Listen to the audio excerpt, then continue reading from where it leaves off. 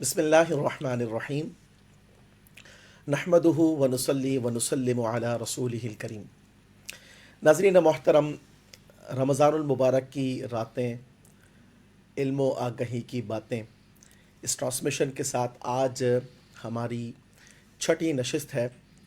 अल्लाह ताला के फ़ज़ल व करम से रब्ब कायनात के एहसानात कि हमें रमज़ानुल मुबारक की ये साअतें मिली, जिसमें बहुत ही खूबसूरत इबादात, रोज़ा, तरावी, ज़िक्र व अज़कार और उसी के साथ साथ इल्म शऊर की बातें जो हैं वो अल्हम्दुलिल्लाह सुनना और सुनाना हमें नसीब हुआ। रोज़ाना की तरह आज हमारे साथ मुअज़्ज़ज़ शख्सियात हज़रत अल्लामा मुफ्ती मोहम्मद शाहिद मदनी, जो हर दिल अज़ीज़ शख्सियत हैं, हज़रत को वेलकम कहते हैं। अस्सलामु अलैकुम वरहमतुल्लाह। वालेकुम अस्सलाम वरहमतुल्लाहि वबरकातुहू। हज़रत तबीयत कैसी है? अल्हम्दुलिल्लाह, आप खैरियत से हैं? अल्हम्दुलिल्लाह। माशाअल्लाह, रोज़मर्रा कैसे गुजर रहे अल्लाह हैं? का बड़ा करम आपकी। माशाअल्लाह। और इसी के साथ साथ हमारी दूसरी हर दिल अज़ीज़ शख्सियत और हमारी महफ़िल की रौनक हज़रत अल्लामा मुफ्ती माज़ मदनी साहब। अस्सलामु अलैकुम वरहमतुल्लाहि वबरकातुहू। वालेकुम अस्सलाम वरहमतुल्लाहि वबरकातुह। कैसे मिजाज हज़रत आपके? करम अल्लाह का, बहुत करम माशाअल्लाह। अल्हम्दुलिल्लाह। आज कुछ नया हुआ हो तो उसको ज़िक्र करें, फिर हम आगे अपने मौजू की तरफ आते हैं। अल्हम्दुलिल्लाह, रूटीन के रोज़े, सहर, इफ्तार और फिर आप लोगों के साथ मुजालसत, माशाअल्लाह। क्या बात, क्या बात है। हमारी खुश नसीबी है कि हमें इतनी खूबसूरत शख्सियात का जो है वो साथ मैसर है। अल्लाह तबारक व ताला हमारी मोहब्बतों को कायम व दायम फरमाए आमीन और इसमें खूब सुम्मा बरकत आमीन। अता फरमाए। नाज़रीन, आज का जो हमारा मौजू है हुस्न गुफ्तार, प्यारी गुफ्तगू। हुस्न गुफ्तार क्या है, कैसे होती है, क्या इसके तकाज़े हैं, क्या इसके असरात हैं और इससे क्या कुछ हासिल किया जा सकता है, इस पर इंशाअल्लाह आज के प्रोग्राम में हम बात करेंगे। ये जहन नशीन रखिए कि हुस्न गुफ्तार सिर्फ़ खूबसूरत अल्फाज का नाम नहीं है, बल्कि बात बामकसद हो, सुभान अल्लाह। अल्फाज पुर तासीर हों और माहौल खुशगवार हो। क्या बात। तो फिर नाजरीन, ये जो कलाम है, ये जो गुफ्तगू है, ये गुफ्तगू दिलों को फतह कर लेती है। वाह, बहुत बड़ी बात है। ये गुफ्तगू दिलों को फतह करती है और ये ऐसी होती है हज़रत कि इससे जहनों को इंसान जो है वो अपनी तरफ काबू में कर माइल सकता कर है। लेता है और बहुत सारे बेनिफिट्स जो है वो हासिल हो जाते हैं और इसी तरीके से जो माहौल है ना वो खुशगवार हो जाता है। सुभान अल्लाह। हम आपस में देखते हैं हमारे माशरे के अंदर तो बहुत से लोग सिर्फ इस कमी की वजह से, इस वस्फ़ को सही ना समझने की वजह से इससे फ़ायदा नहीं उठा पाते। हालांकि नाज़रीन, हुस्न गुफ्तार ये ऐसा वस्फ़ है जो हर कामयाबी के पीछे कुंजी का किरदार अदा करता है। जी हाँ, और वो किस तरीके से, आप ज़ौजैन को देखें तो बाज़ औक़ात हमें ये नज़र आता है कि बीवी जो है ना वो शौहर से बहुत मोहब्बत करती है। पता उसे क्या पसंद है? शौहर की प्यारी सी गुफ्तगू। वो चाहती है कि वो मुझसे बात करें और बात करना बहुत पसंद होता है। इसी तरीके से बहुत सी बीवियाँ जो है वो इतना मतलब खूबसूरत बोलती हैं कि शौहर कहता है कि मुझे जो है वो कुछ सुनना मिले। खुश नसीब शौहर होगा। बिल्कुल ऐसा ही है। देखिए, माशरे में हम जब जिन्स का फ़र्क नहीं करते तो हमें दोनों तरह की जो ना वैराइटीज़ मिल जाती हैं। बाज़ केसेस ऐसे भी हैं कि जहाँ पे वो इसलिए नहीं बोलते कि बोलेंगे तो फड्डा हो जाएगा, झगड़ा हो इस जाएगा। पर भी हम बात करते हैं। इसी तरीके से नाज़रीन, अगर आप तालीम के मैदान में देखें हज़रत, बाज़ तलबा ऐसे हुआ करते हैं कि असातिज़ा जो हैं उनकी खूबसूरत बातें सुनकर इल्म के चश्मे बहा देते हैं। बहा देते हैं, बिल्कुल ऐसा ही। इतना मतलब मुतासिर हो जाते हैं। और इसी तरीके से बहुत से असातिज़ा ऐसे होते हैं कि जब वो बात करते हैं, वो गुफ्तगू करते हैं, मिसले मुफ्ती माज़ साहब, तो फिर तलबा रश्क करते हैं कि अल्लाह ने क्या क्या उस्ताद हमें उस्ताद अता दिया, फरमाया। माशाअल्लाह। इसी तरीके से नाज़रीन, आप कारोबारी मराकज़ में देख लें, मतलब ये जो जहन को कवर करने की बात है, यानी लोगों को जहनों को मनवा देना। देखिए, बात ये कि दिल का खुश हो जाना और है, दिमाग का बात को तस्लीम कर लेना और है। तो बात ये कि बहुत से ऐसे सेल्समैन हमें नज़र आते हैं कि जब वो बात करते हैं तो ग्राहक ये फील कर रहा होता है कि यहाँ थोड़ा सा महंगा है, लेकिन वो कहते हैं कि यार بہت اچھے انداز سے ڈیل کیا ہے, بہت اچھا سمجھایا ہے, گائیڈ صحیح کیا ہے, لہٰذا یہاں سے لینا چاہیے. اسی طریقے سے بہت سے گاہک ایسے ہوتے ہیں حضرت, جب وہ کسی دکاندار کے پاس جاتے نا, ٹھیک ہے, زیادہ الفاظ بھی ادا نہیں کرتے, لیکن دکاندار خود کہتا ہے کہ یار آپ کو یہ اسپیشل ڈسکاؤنٹ ہے, بالکل اور ایسے وجہ کیا ہوتی ہے, وہ بات اخلاق بڑی پیاری ہوتی ہے. گفتار. تو حضرت اگر ہم اس پر آئیں, اس بات کو مطلب آپ سے آگے مزید بڑھاتے ہیں, ہم دیکھتے ہیں کہ حسن گفتار یہ دلوں کو دستک دیتی ہے, فقط کانوں کو نہیں. ٹھیک ہے, ایک آدمی کا خوبصورت کلام جو ہے وہ دل میں اترتا محسوس ہوتا ہے, اور بہت سے ایسے بھی ہوتے ہیں کہ فقط کانوں سے آواز ٹکرا رہی ہوتی ہے اور مکروہ فیل ہو رہی ہوتی ہے. اس پر کیا بات کریں گے آپ؟ بسم اللہ الرحمن الرحیم. بہت اعلیٰ ابتدائی آپ کا ماشاء اللہ. اللہ کریم آپ کو جزائے خیر عطا فرمائے. اور اہم ترین موضوع ہے, چونکہ ہمارا جو شعبہ ہے وہ بولنا ہے, اور اگرچہ بولنا آتے آتے آتا ہے, لیکن اسی کو آتا ہے جو سیکھتا ہے. کیا بات, معاشرے کا بھی بڑا اثر ہوتا ہے. آپ جس معاشرے میں رہ رہے ہوتے ہیں وہاں پر جو لوگوں کے رویے ہوتے ہیں یا انداز ہوتا ہے, تو آٹو پہ آپ اسے کاپی کر رہے ہوتے ہیں یا پک کر رہے ہوتے ہیں, وہ چیزیں آ جاتی ہیں. حسن گفتار یعنی انداز گفتگو کا اچھا ہونا یہ زندگی میں انتہائی اہم ہے. میں اکثر ایک شعر سناتا ہوں کہ صرف انداز بیاں بات بدل دیتا ہے, ورنہ دنیا میں کوئی بات نئی بات نہیں. کیا بات. تو اگر ہم میٹھا لہجہ, اچھا لہجہ, اچھے انداز میں بات کرتے ہیں تو اس کا اثر سامنے والے پر زیادہ مرتب ہوتا ہے. ایون ہماری زندگی میں کامیابی اور ناکامی کی بنیاد بھی انداز گفتگو بنتا ہے. اور اگر ہم تبلیغ کے شعبے کو لیں تو نبی کریم صلی اللہ علیہ وآلہ وسلم کا جو میٹھا انداز تھا, کیا بات, جو آپ کے چہرہ انور کی مسکراہٹ تھی, جو آپ کی ذات گرامی کا ضبط تھا, برداشت تھی, اسی نے تو لوگوں کے اخلاق کو بدلا, جس کے بارے میں قرآن کریم فرقان حمید میں اللہ کریم نے فرمایا کہ وَإِنَّكَ لَعَلَىٰ خُلُقٍ عَظِيمٍ, کہ اے محبوب صلی اللہ علیہ وسلم ہم نے آپ کو خلق عظیم کے عظیم ترین منصب پر فائز فرمایا ہے. اب ہمارا معاشرہ کچھ اس طرح کا ہے کہ ہمارا واسطہ کچھ ایسے لوگوں سے پڑ جاتا ہے جنہیں میں مزاحاً کہتا ہوں کڑوے لوگ. یعنی ان کا لہجہ کڑوا ہوتا ہے, ان کا انداز کڑوا ہوتا ہے, اور کڑوے مزاج کے لوگ ہوتے ہیں.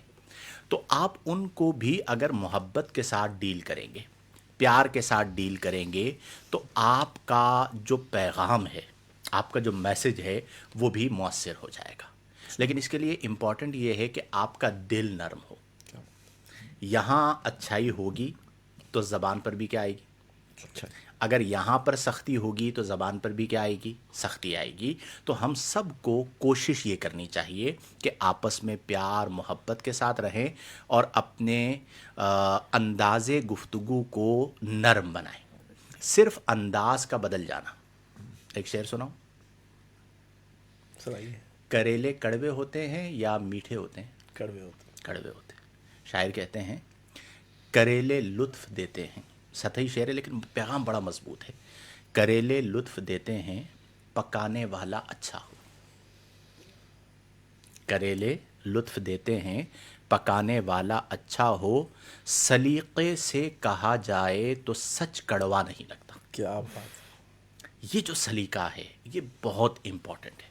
اگر آپ کو یہ سلیقہ اور یہ طریقہ نہیں آتا تو بعض اوقات آپ تبلیغ کے فوائد کے بجائے نقصانات میں مبتلا ہو سکتے ہیں.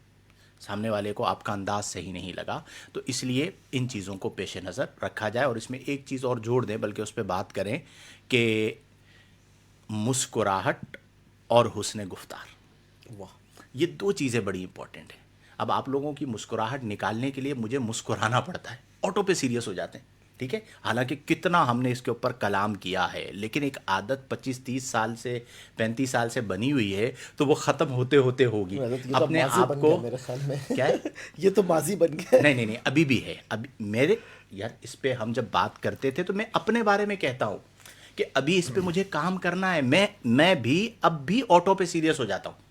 جو چیز ہے وہ فیکٹ ہے، میری ذات کے اندر بھی ہے وہ جیسے فیکٹ ابھی ہے. سیریسلی جی ہاں. اس بات پہ چل رہا ہے. نہیں نہیں، ایسا نہیں کہ لیکن آپ کو ہر بات مسکراتے ہوئے کرنی ہے، آپ کا موضوع بھی دیکھا جاتا ہے. ٹھیک ہے، یہ تھوڑی کہ ماشاءاللہ، آپ سے اضحک آپ اللہ سنکم، آمین. بڑے پیارے. میں جو بات کہنا چاہ رہا تھا وہ کیا تھی کہ ہم اپنے معاشرے میں اس چیز کو دیکھتے ہیں کہ آٹو پہ سیریس ہے.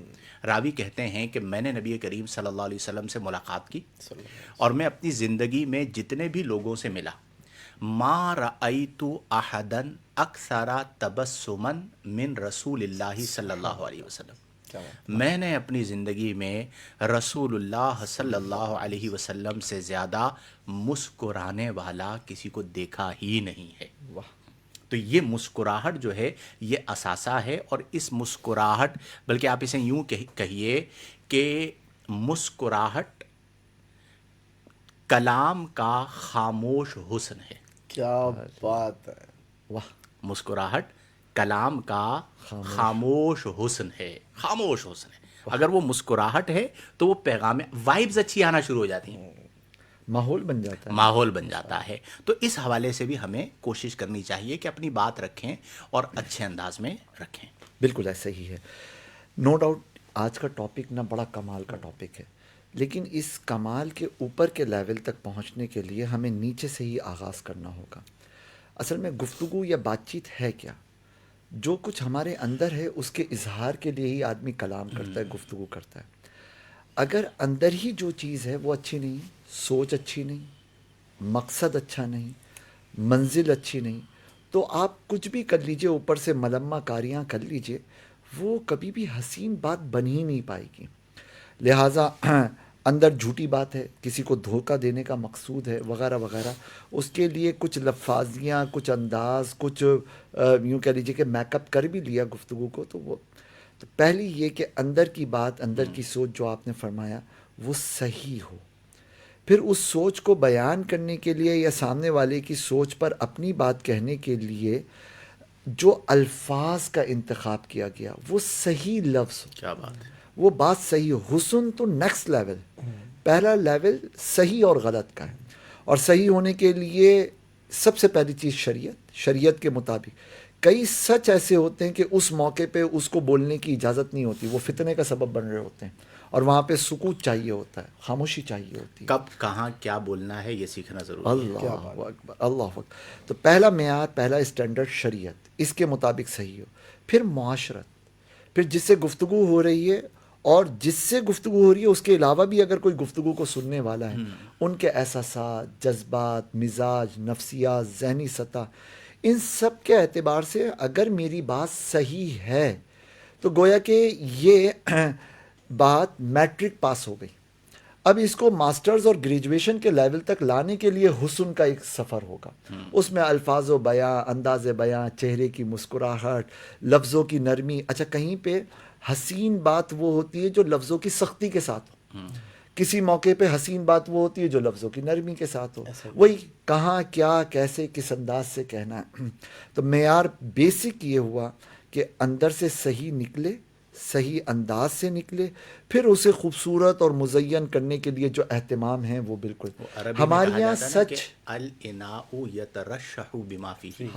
آپ جو بات کہہ رہے ہیں نا کیا کہ بات. اندر جو ہوگا وہ باہر آئے گا، وہی تو باہر. برتن میں جو ہوگا وہ باہر آئے گا. بالکل. تو اندر اگر اچھا ہوگا تو اچھا باہر آئے گا، اندر اگر برا ہوگا تو برا باہر آئے گا. اسی سے جوڑ دیں، بہت امپورٹنٹ بات ہے انٹینشن.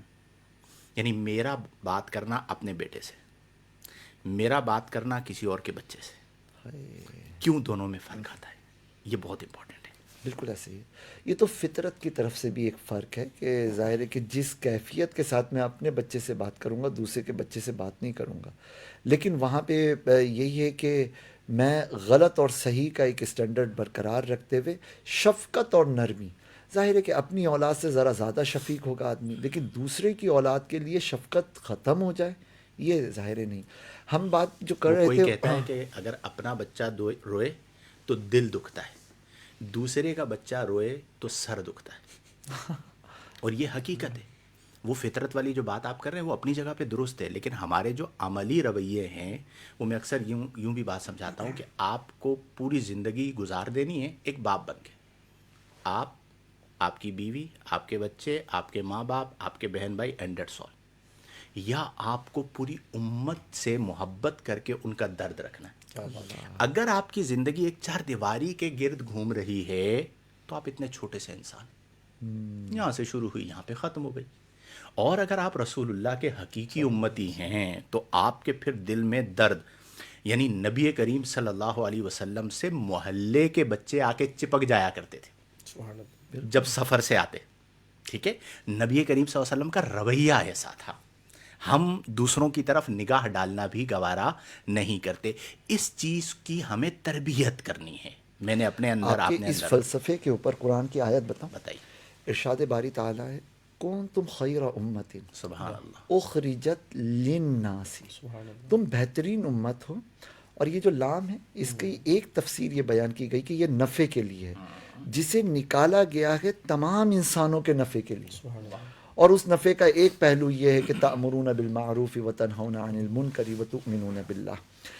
اچھا، جو آپ نے ایک بات کی اسی کو میں آگے بڑھاتے ہوئے عرض کروں کہ ہمارے یہاں سچ یہ ایک محاورہ بن چکا ہے کہ یار سچ تو کڑوا ہوتا ہے، اور لوگ اسے ریفرنس اور دلیل کے طور پہ پیش کرتے ہیں کہ بھائی سچ تو کڑوا ہوتا ہے. الصدق مرن. ہاں، حالانکہ ان فیکٹ سچ کڑوا نہیں ہوتا. دراصل جو جھوٹ بول رہا ہوتا ہے نا، کوئی بھی ہو، کسی بھی سطح کے اوپر جھوٹ بول رہا ہو، وہ جھوٹ بولنے سے پہلے اس کی پریپریشن کرتا ہے. اگر کسی نے انٹرویو میں جا کے کوئی غلط بیانی کرنی ہو نا، تو جیسے انٹرویو کی پریپریشن ہے اس سے 4 گنا زیادہ، یار میں نے یہ والی جو سرٹیفکیشن بتائی ہے یا یہ سی وی میں جو ڈالا ہے نا، یہ ہے تو فیکٹ نہیں، اب اس پر یہ بات ہو سکتی ہے، یوں ہو سکتا ہے، ایسے ہو سکتا ہے، میں اس کو کور کیسے کروں گا. اسی طرح گھریلو معاملات کی چیزوں کے اندر جو جھوٹا ہے وہ جھوٹ کی پریپریشن کر رہا ہوتا ہے. جو سچا ہوتا ہے نا، لگتا ہے یہ کہ وہ پریپریشن کرنا تو دور کی بات ہے، سچ کو لے کر جیسے لٹھ ماری جاتی ہے نا، وہ سچ سامنے والے کو مارنے پہ اترا ہوا ہوتا اب ہے. اس پہ ایک علمی سوال پتہ ہے کیا آئے گا، کہ اگر سچ کڑوا نہیں ہوتا تو مرچیں کیوں لگتی ہیں؟ ہمارے معاشرے کے اندر کہا جاتا ہے میں نے اگر سچ بات کہی تو تمہیں مرچی لگ جائے گی. یہ محاورہ ہمارے یہاں مشہور ہے. تو بات وہی ہے کہ اصل ہے انٹینشن. وہ جو اس کو چوری جو ہے وہ نظر آ رہی ہوتی ہے، پکڑا جانا نظر آ رہا ہوتا ہے، تو اس اعتبار سے اسے کہہ دیا جاتا ہے مجازی طور پر. ورنہ یہ ہے اسی کہ سچ جو کو اچھا آدمی ہوتا ہے وہ تو سچ کو قبول کرنا اور سچ سننا پسند کرتا ہے، تاکہ جس دھوکے میں وہ ہے اس سچ کی وجہ سے اس دھوکے سے نکل جائے. اسی سچ کی ایک ایگزامپل اگر یوں لی جائے نا، جیسے وہ کمیونیکیشن اسکلز کے اندر یہ ڈسکس کیا جاتا ہے کہ ایک ہے یہ بولنا کہ کپ آدھا خالی ہے، اور ایک ہے یہ بولنا کہ کپ آدھا بھرا ہوا ہے. دونوں باتیں سچ ہیں، لیکن پہلا والا جو انداز ہے نا اس میں ایک نیگیٹیوٹی ہے. یس. اس کو حسین بنانے کے لیے یار آدھا بھرا ہوا ہے. کیا ضروری ہے کہ میں ان کو کہوں کہ آپ جو ہے 20% جو ہے نا چہرہ ذرا آپ کا سیٹ نہیں ہے، ماشاءاللہ آپ کا چہرہ 80% سیٹ ہے. یہ سچ کو پریزنٹ کرنے کا ایک انداز ہو یس، گیا. بالکل ایسا ہی ہے. چیزیں حسین بنتی ہیں بنانے پہ. بالکل ایسا ہی ہے. کیا فرماتے ہیں؟ بہت اچھی بات انہوں نے کی مفتی صاحب نے. مفتی صاحب، الفاظ بھی ایک ایسی چیز ہے جس سے آپ انجوائے کر سکتے ہیں، مزہ لے سکتے ہیں، ماحول کو خوشگوار بنا سکتے ہیں. ایک شخص ہے وہ اپنے گرد پرفیوم چھڑکتا ہے، ٹھیک ہے، خود پرفیوم لگاتا ہے کہ ماحول خوشبودار بناتا ہے اور اس سے وہ لطف لینا چاہتا ہے. اور ایک طریقہ کار یہ بھی ہے کہ جہاں انوائرمنٹ دیگر اعتبارات سے بہتر ہو، وہیں اگر الفاظ خوبصورت ہوں جو دل کے اندر خوشیاں بکھیر دیں، ٹھیک ہے، اور چہرے پر مسکراہٹیں لے کر آ جائیں موجود. مطلب آپ دیکھیں نا، کبھی ایسا ہوتا ہے کہ ایک شخص دوران محفل کوئی ایسی بات کرتا ہے کہ سننے والے اس سے بہت انجوائے بھی کرتے ہیں اور ماحول بنتا ہے. اور اسی طریقے سے بعض لوگ ہمارے معاشرے میں یہ شکایت کرتے نظر آتے ہیں کہ ہمارا اثر نہیں ہے، شخصیت میں وقار نہیں ہے. والدین یہ کہتے باتوں میں تاثیر باتوں نہیں میں ہے. تاثیر نہیں ہے، ٹھیک ہے. بڑا مطلب یہ بڑا مسئلہ ہے یہ کہ باتوں میں تاثیر کا نہ ہونا. تو جیسے پیرنٹس یہ شکوے کرتے نظر آتے ہیں کہ اولاد جو ہے وہ ہماری بات نہیں سمجھتی، ٹھیک ہے. تو اس کا بنیادی جو پرابلم ہے نا وہ کیا ہے؟ انسان بعض الفاظ ایسے استعمال کرتا ہے کہ وقتی طور پر تو وہ گفتگو کا حصہ بن کر اور ختم ہو جاتی ہے بات، لیکن اس سے شخصیت کا اثر جو ہے نا وہ مثبت یا منفی باقی رہتا ہے. دوستوں کے اندر بھی بہت زیادہ ہوتا ہے. یہ جو کمرشل لینگویج کے لفظ ہیں مطلب ہمارے یہاں جو دوستوں میں آپس میں کہے جاتے ہیں, تو جو دوست جتنا زیادہ ہلکے الفاظ کا استعمال کرتا ہے اتنا زیادہ شخصیت ڈیمیج ہوتی رہتی ہے. اور جتنا زیادہ جو شخص مطلب باوقار الفاظ استعمال کرے, معتدل گفتگو کرے, جتنی بات کرنی ہے اتنی بات کہے, یعنی نپی تلو گفتگو, ٹو دی پوائنٹ, ٹھیک ہے نا. ایک بات کو ربڑ بنانا ہے یا مطلب جس میں وضاحت درکار ہو اس میں وضاحت نہ کرنا, یا زو معنی کلمات جو ہے وہ ادا کرنا, تو پھر ہوتا کیا ہے, وہ وقت گزر جاتا ہے. لیکن اس کے بعد لوگ وہ جو اثر ہے نا, وہ جو تاثیر ہے وہ لے لیتے ہیں, مثبت بھی اور منفی بھی. پھر کبھی وہ کوئی سیریس بات کرنے والا ہوتا ہے, منفی شخص جس کے بارے میں منفی مطلب تاثیر ہو, تو پھر جناب اس کی بات کا اثر نہیں رہتا. لہٰذا اگر مطلب یہ کہا جائے کہ کوئی شخص اپنی باتوں کا ہمیشہ وزن محسوس کرنا چاہتا ہے اور یہ مطلب چاہتا ہے کہ جب وہ بات کرے تو لوگ اس کی بات کو اچھے انداز سے سمجھیں, اچھا رپلائی دیں حضرت, تو پھر اسے چاہیے کہ وہ ٹو دی پوائنٹ گفتگو کرے, لوگوں کے مزاج کے مطابق بات کرے. اچھا, اس پر میں ایک بات کہتا ہوں, اب آپ لوگ دیں جواب. ایک ہے اچھا اسپیکر اور ایک ہے اچھا لسنر. یعنی ایک وہ بندہ ہے جو اچھا بولنے والا ہے, ایک صفت کہہ لیجئے, اور ایک صفت یہ ہے کہ وہ اچھا سننے والا ہے. ان دو چیزوں میں اگر ہم موازنہ کریں تو کون سی چیز زیادہ ضروری ہے؟ واہ حضور, اس میں تو ایک محاورہ بھی معروف ہے کہ بولنا ایک گن ہے تو سننا 100 گن. یس, اب اس کو میں سمیٹوں. اگر آپ اچھا بولنے والے نہیں ہیں چلے گا, آپ زندگی گزار سکتے ہیں, کوئی مسئلہ نہیں. لیکن اگر آپ اچھا سننے والے نہیں ہیں تو بالکل نہیں چلے گا. ہماری قوم کا مسئلہ کیا ہے؟ میں بھی بولنا چاہتا ہوں, یہ بھی بولنا چاہتے ہیں, آپ بھی بولنا چاہتے ہیں, ڈرائیور بھی بولنا چاہتا ہے, احمد لالا بھی بولنا چاہتا ہے, مطلب کوئی ایسا بندہ نہیں ہے جو سننا چاہتا ہے. آپ اچھا بول کر زیادہ متاثر نہیں کر سکتے, آپ اچھا سن کر زیادہ متاثر کر سکتے ہیں. نبی کریم صلی اللہ علیہ وسلم کی سیرت ایک بڑا پیارا واقعہ حضرت, اگر اس کو میں ایڈ کر دیں. ایک منٹ, آپ یہ واقعہ سنائیے. آپ تھوڑا سا اس پہ حیران ہو رہے ہیں کیسے. مثال کے طور پر آپ اور میں کلام کر رہے ہیں, آپ بہت اچھا بول رہے ہیں, اور میں سارے کام کاج چھوڑ کر مکمل توجہ کے ساتھ آپ کو سن رہا ہوں اور آپ کی باتوں پر اپنے تاثرات سے رسپانس کر رہا ہوں.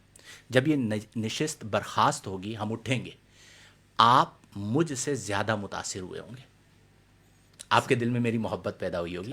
اس کا مطلب یہ ہے کہ ہم اس چیز کو بھی سمجھیں کہ ہر موقع پر بولنا, اچھا بولنا یہ ضروری نہیں ہے. آپ سنیے بھی تو صحیح, نمبر 1. اور جب موقع آئے تو ہم کیا کرتے ہیں, میرے کام کی بات ہے یا نہیں ہے, میرے کام کی بات نہیں ہے, موبائل میں لگ جاؤ. میرے کام کی بات نہیں ہے, وہ کیا کہتے ہیں, بغلے جھانکنا شروع کر دو. وائے, آپ سامنے والے کو اہمیت دیں. وہ واقعہ سنا رہے تھے آپ. نبی کریم صلی اللہ علیہ وسلم, ایک بڑھیا تھی اور وہ آپ کو طویل باتیں جو ہے نا وہ سنایا کرتی, اور آپ تشریف فرما ہو کر کے اس کی باتوں کو سنا کرتے تھے. تو صحابہ کرام علیہم رضوان نے اس پر تشویش کا اظہار فرمایا کہ یا رسول اللہ, یہ جو بڑھیا ہے یہ تو وقت مطلب ضائع کرتی ہے. خلاصہ یہ ہے, اور آپ کا وقت اور آپ جیسی شخصیت اور پھر اس جیسی بڑھیا کو ٹائم دینا. تو نبی پاک صلی اللہ علیہ وسلم نے دل جوئی کے حوالے سے جو مطلب ایک پیغام ارشاد فرمایا کہ جس کی کوئی نہیں سنتا, اگر ہم بھی نہ سنیں تو پھر کون سنے. تو بات یہ مطلب نبی کریم صلی اللہ علیہ وسلم نے اپنے عمل سے یہ درس دیا, یہ پیغام دیا کہ بعض اوقات جب آپ کسی کی بات سنتے ہیں نا, چاہے وہ مطلب اس کی گفتگو یعنی سننے کے قابل نہ بھی ہو, لیکن اس کے باوجود. اچھا, یہ ہے واقعتاً بڑا مشکل کام. اچھا, ہم جیسے لوگوں کے لیے جن کا کام بولنا ہے, اب میں کچھ ایسی ہماری نجی نشست کہہ لیجئے, میٹنگز ہوتی ہیں جہاں پہ بندہ جاتا ہے, تو میں کئی بار اپنے آپ پہ واجب کر کے جاتا ہوں کہ میرے کو پہلا آدھا گھنٹہ تو بولنا ہی نہیں ہے. یہ لازم کر کے جاتا ہوں, ورنہ مجھے پتا ہے کہ میں بیٹھوں گا, بات سے بات نکلے گی اور میں بولنا, اور اکثر میں اس پہ عمل نہیں کر پاتا. یعنی وہ جو ضبط چل رہا ہوتا ہے, 5 منٹ کر لیا, 10 منٹ کر لیا, 15 منٹ کر لیا, اس کے بعد کہیں نہ کہیں بات چلتی ہے, اور پھر بندہ جب بولنا شروع کرتا ہے تو پھر رکنے کا نام نہیں لیتا. لیکن پریکٹس کرنی چاہیے. ہاں, بعض اوقات ایسا ہوا کہ میں چپ کر کے سنتا رہا, آخر میں مجھے کہا گیا کہ کچھ تو بولیے، صحیح بات. اس حوالے سے بتائیے. تو پریکٹس کرنے کی ضرورت ہے کہ ہم اچھا سننے والے ہوں. اچھا ایک بات یہ ہے کہ آپ نے سنا، اب جو بولا گیا ہے اس پر ریئیکشن آئے گا نا. میں یہ اصول بتاتا ہوں کہ زندگی میں ریئیکشن فوراً آتے ہیں، تھوڑی دیر کے لیے رک جائیں. مثال کے طور پر زوجین کے درمیان اکثر ہوتا ہے پھڈا جھگڑا. کس بات پہ ہوتا ہے؟ کہ وہ کوئی ایسی بات بول دیتی ہے کہ جس پہ مرچی لگتی ہے، ٹھیک ہے، یا شوہر کوئی ایسی بات بول دیتا ہے جس پہ مرچی لگنا بنتی ہے. اب ہوتا کیا ہے کہ ادھر سے وہ بات بولی گئی اور ادھر سے بندہ بھڑک اٹھا. آپ زیادہ دیر نہ کریں، 10 سیکنڈ رک جائیں، اچھا. زیادہ دیر نہیں. یہ جو 10 سیکنڈ ہے نا، اس کے بعد جو جواب آئے گا وہ مکمل تیار شدہ جواب ہوگا. وہ جو آپ گیپ نہیں دیتے، اس کا نتیجہ کیا ہوتا ہے کہ وہ بھی سوچے سمجھے بغیر بول رہی، آپ بھی سوچے سمجھے بغیر آنسر کر رہے ہیں. نتیجہ کیا ہوگا؟ لڑائی. اور اس کا اثر کس پر آئے گا؟ بچوں پر آئے گا. پلس اگر بولنا ہے، وہ غالباً حضرت موسیٰ علیہ السلام اور حضرت ہارون علیہ السلام، ابھی آیت آپ پڑھ رہے تھے آف ایئر، وہ فرعون کے دربار کے لیے ہے نا، جائیں تو وہاں پہ بھی قولا لہ قولا لینا، کہ آپ دونوں حکم دیا گیا فرعون کے دربار کے لیے، فرعون سے بات کرنے کے لیے، کہ قولا لہ، آپ دونوں اس سے بات کریں، قولا، ایسی بات، لینا، جو کہ نرم ہو. تو ہمیں اس چیز پر توجہ دینی چاہیے کہ ہمارے مزاج میں نرمی آ جائے، ہم اچھے انداز میں. اچھا ایک موقع ایسا آتا ہے جس پر کوئی مجھ پر اعتراض کرتا ہے. اب یہیں پر تو امتحان ہے. جو آپ کے ہاتھ چوم رہا ہے اور آپ اسے عزت دے رہے، یہ کیا کمال ہے؟ جو آپ پہ تنقید کر رہا ہے، آپ کی تنقیص کرتا ہے، وہ آپ کے سامنے آ گیا. تو اس موقع پر اپنے نفس سے جنگ لڑنا، جسے ہم جہاد اکبر کہتے ہیں، اور اسے سینے سے لگانا، نبی کریم صلی اللہ علیہ وسلم کی سیرت کا سب سے عظیم پہلو ہے. ہمارے یہاں بعض ایسے خطابات کی ویڈیوز ہیں کہ ایک مقرر خطاب کر رہے ہیں، پبلک میں سے ایک بندہ کھڑا ہوا اور اس نے اعتراض کیا. اب ہونا کیا چاہیے؟ تسلی سے سنیں اس کے اعتراض کو، پھر اسے بٹھائیں، پیار محبت سے جواب دیں. مقرر اس کے اوپر بھڑک اٹھا. اب وہ ویڈیو بن گئی، ٹائٹل بن کے چل گیا، اب لوگ اس پہ باتیں کر رہے ہیں. وجہ کیا ہوا؟ آپ نے اس کو ڈیل ہی غلط انداز میں کیا. اگر آپ کو اس کا جواب نہیں بھی آتا، کوئی مسئلہ نہیں ہے، آپ سنیے تو صحیح. اور انہوں نے کہا کہ بھئی اس کا جو جواب ہے، کلاس میں ہم یہ کرتے تھے کہ بھئی اس کا جواب ابھی مجھے ذہن میں نہیں ہے، کل بتا دیں گے. اساتذہ یہ کرتے ہیں. تو یہ جو ضبط ہے، برداشت ہے، اس کی ہمارے معاشرے میں بڑی ضرورت ہے. بالکل ایسے ہی ہے. اور یہ گفتگو کا ایک حسن ہے. گفتگو صرف لفظوں کی ادائیگی نہیں ہے. یہ جو سننا ہے نا، یہ گفتگو کا حصہ ہے. یس. یہ جو مسکرانا ہے نا، یہ گفتگو کا حصہ ہے. پھر الفاظ کے پیچھے کے جو معنی اور جو بات ہے، جو میسیج ہے جسے کنوے کرنا ہے، وہ بھی گفتگو کا حصہ ہے. اور یہ حکم قرآنی ہے، وَقُولُوا لِلنَّاسِ حُسْنًا. سبحان اللہ. لوگوں سے حسن والی بات کہیں. مطلب غلط کے مقابلے میں صحیح، صحیح کے مقابلے میں اچھی، اچھی کے مقابلے میں معروف، معروف سے اوپر حسن. ایک حسن ہو، ایک اٹریکشن ہو، ایک جاذبیت ہو. اچھا حضور، بہت ساری ایگزامپلز ہیں. ایک ایگزامپل ہم بہت اسپیسیفک ہو کر اگر دیکھیں، ایک اولاد اپنے ماں باپ سے بات کرے، ایک شوہر اپنی بیوی سے بات کرے، بیوی شوہر سے، ماں باپ اپنی اولاد سے بات کرے. ہر بات کی جہتیں الگ ہوتی ہیں، رخ الگ ہوتے ہیں.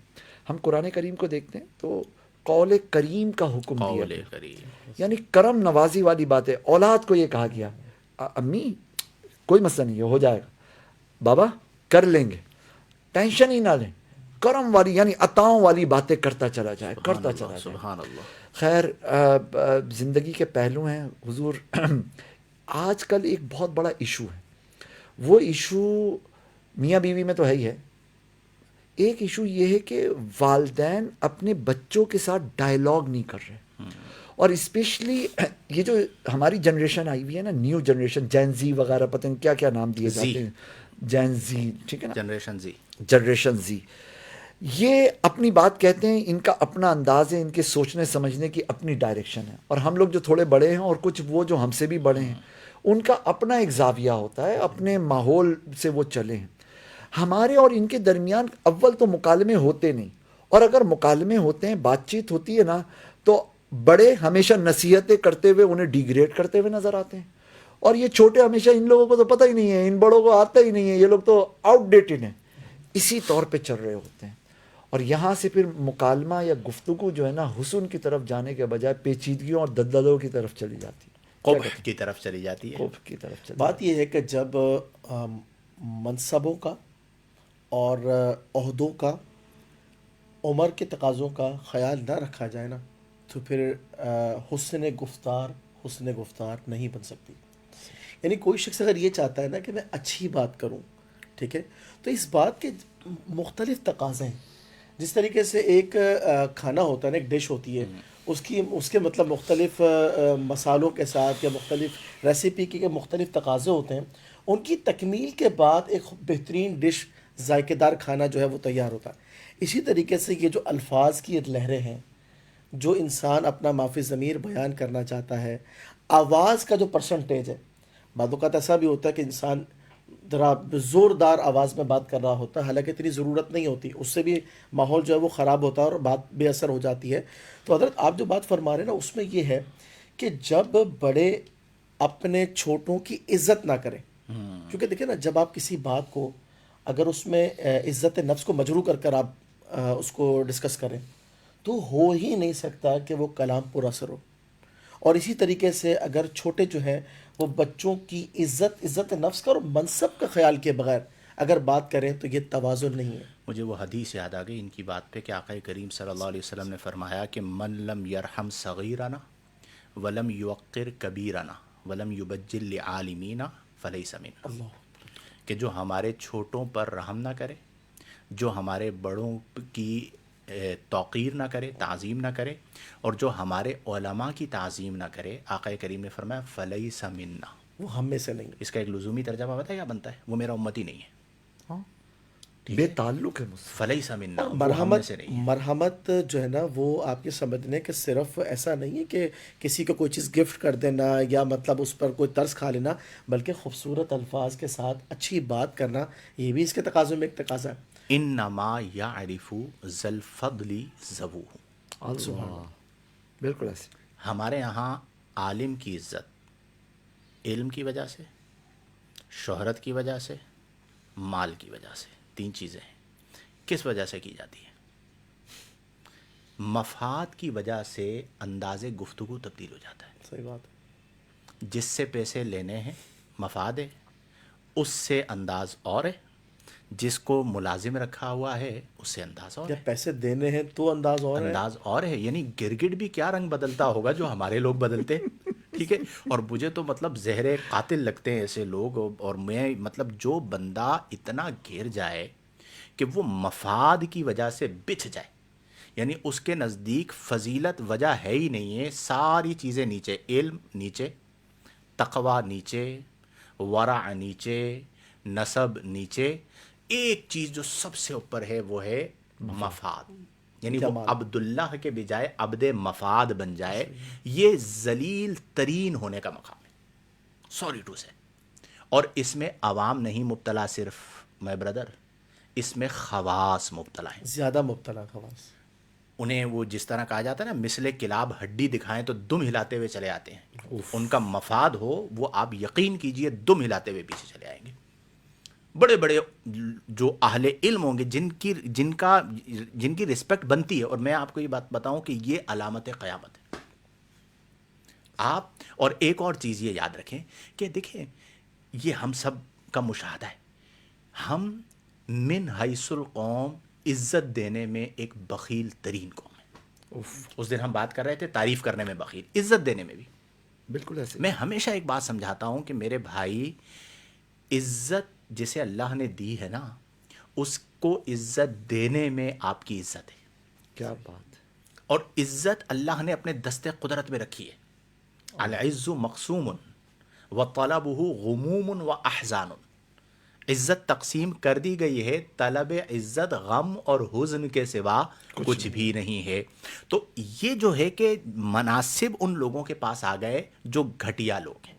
معذرت کے ساتھ میں اس لیے یہ جملہ کہہ رہا ہوں تاکہ دل پہ لگے اور اپنے آپ کو سدھاریں کہ ہم اپنے آپ کو معززین سمجھتے ہیں، لیکن چھوٹے چھوٹے مفادات کے لیے ہم تفریق کرتے ہیں اور ایک لمحے میں ہمارا رویہ بدل جاتا ہے. یعنی آپ کا یہ اسکرین کے حوالے سے بھی میں کہہ رہا ہوں، آن اسکرین چہرہ اور آف اسکرین چہرہ اور ہے مفاد والی جگہ پہ چہرہ اور، غریب آدمی ہو تو آپ کا چہرہ اور، یعنی آپ تو پھر مطلب یہ شرف انسانیت سے ہی گرے ہوئے ہیں۔ اور اس میں جو عام لوگ ہیں انہیں میں یہ بات بتاتا ہوں کہ ایک بات یاد رکھیں، کوئی مشہور ہوگا اپنے گھر کا، کوئی مالدار ہوگا اپنے گھر کا، کوئی نامور ہوگا اپنے گھر کا، وہ جس طرح انسان ہے ایز اٹ از ہم بھی انسان ہیں۔ وَلَقَدْ كَرَّمْنَا بَنِي آدَمَ۔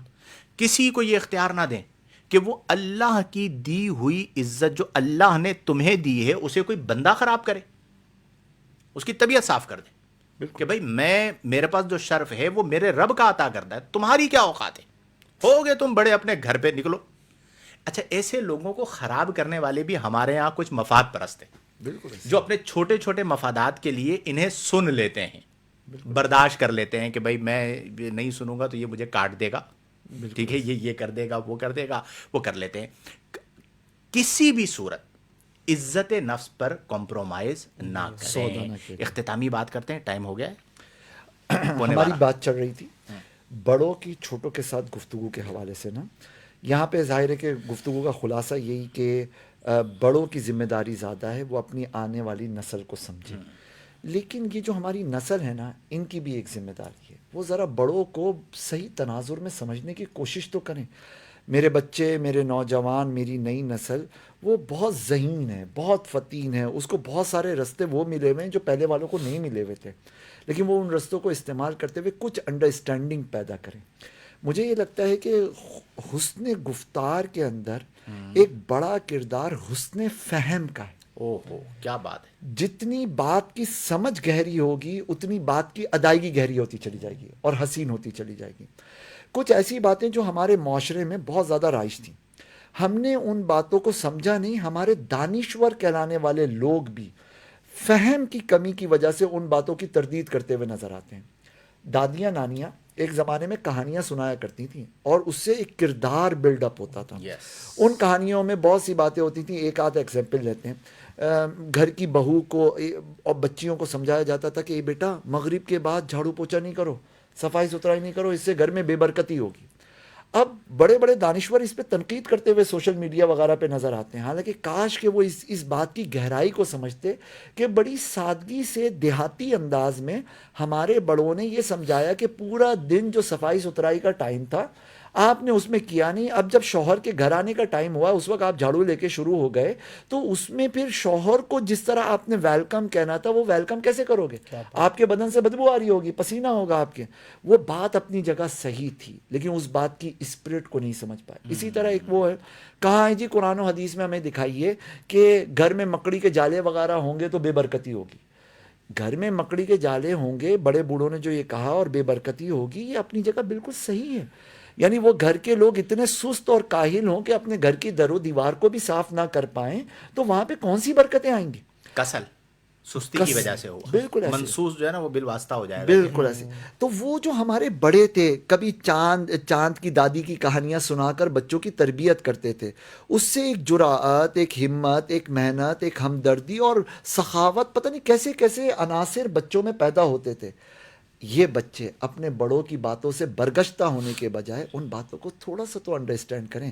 ٹھیک ہے ہمارے بڑوں کی زبان وہ والی نہیں ہے کہ اس کے اندر وائٹامن ڈی اتنا ہے جی، وائٹامن سی اتنا ہے، وہ آپ کی سائنسی لینگویج یوز نہیں کرتے، لیکن اگر وہ ہلدی لگانے کا کہہ رہے ہیں زخم پر تو وہ ان کے تجربے ہیں۔ بالکل ایسا ہی۔ حضرت خلاصے کی طرف آئیں۔ ناظرین، آج کی ہماری ڈسکشن سے ہمیں یہ سیکھنے کو ملا کہ کلام بہت زیادہ قابل توجہ، اور اس وصف کے اندر جو ہے وہ خوبصورتی اس کے اوصاف میں خوبصورتی لے کر آنا ہمارے لیے بے انتہا ضروری ہے۔ لہٰذا ہمیں آج سے یہ طے کرنا چاہیے کہ اب ہم جب بھی گفتگو کریں تو سب سے پہلے تو یہ ہے کہ ہم اپنے اندر کے باطن کو بہتر کریں، ٹھیک ہے، ہمارا اندر صاف ہو، سچا ہو، اور وقت کے تقاضے کے مطابق ہمیں الفاظ کا انتخاب کرنا چاہیے۔ جتنی گفتگو کی ضرورت ہے ہمیں اتنی بات کرنی چاہیے۔ اسی طریقے سے جس انوائرمنٹ میں ہم بات کر رہے ہیں تو ہم اپنے مخاطب کے تاثرات کو بھی دیکھیں، اس کی کیفیات کو بھی دیکھیں، اور اسی طریقے سے بات کی گہرائی کو انڈرسٹینڈ کرنے کے بعد ہم آگے اسٹیپ لیں۔ اسی طریقے سے کبھی کبھی ایسا بھی ہوگا کہ جس وقت ہم گفتگو کر رہے ہوں گے، دوران گفتگو ہمیں چند لمحات کے لیے اسٹے کرنا ہوگا تاکہ ہم جذبات کے اندر جو ہے وہ غلط سمت نہ چلیں اور نتائج برے برآمد نہ ہوں. ساتھ ساتھ ہمیں اچھا بولنے والا ہونا بہت ضروری ہے, اچھا سننے والا بھی ہونا چاہیے.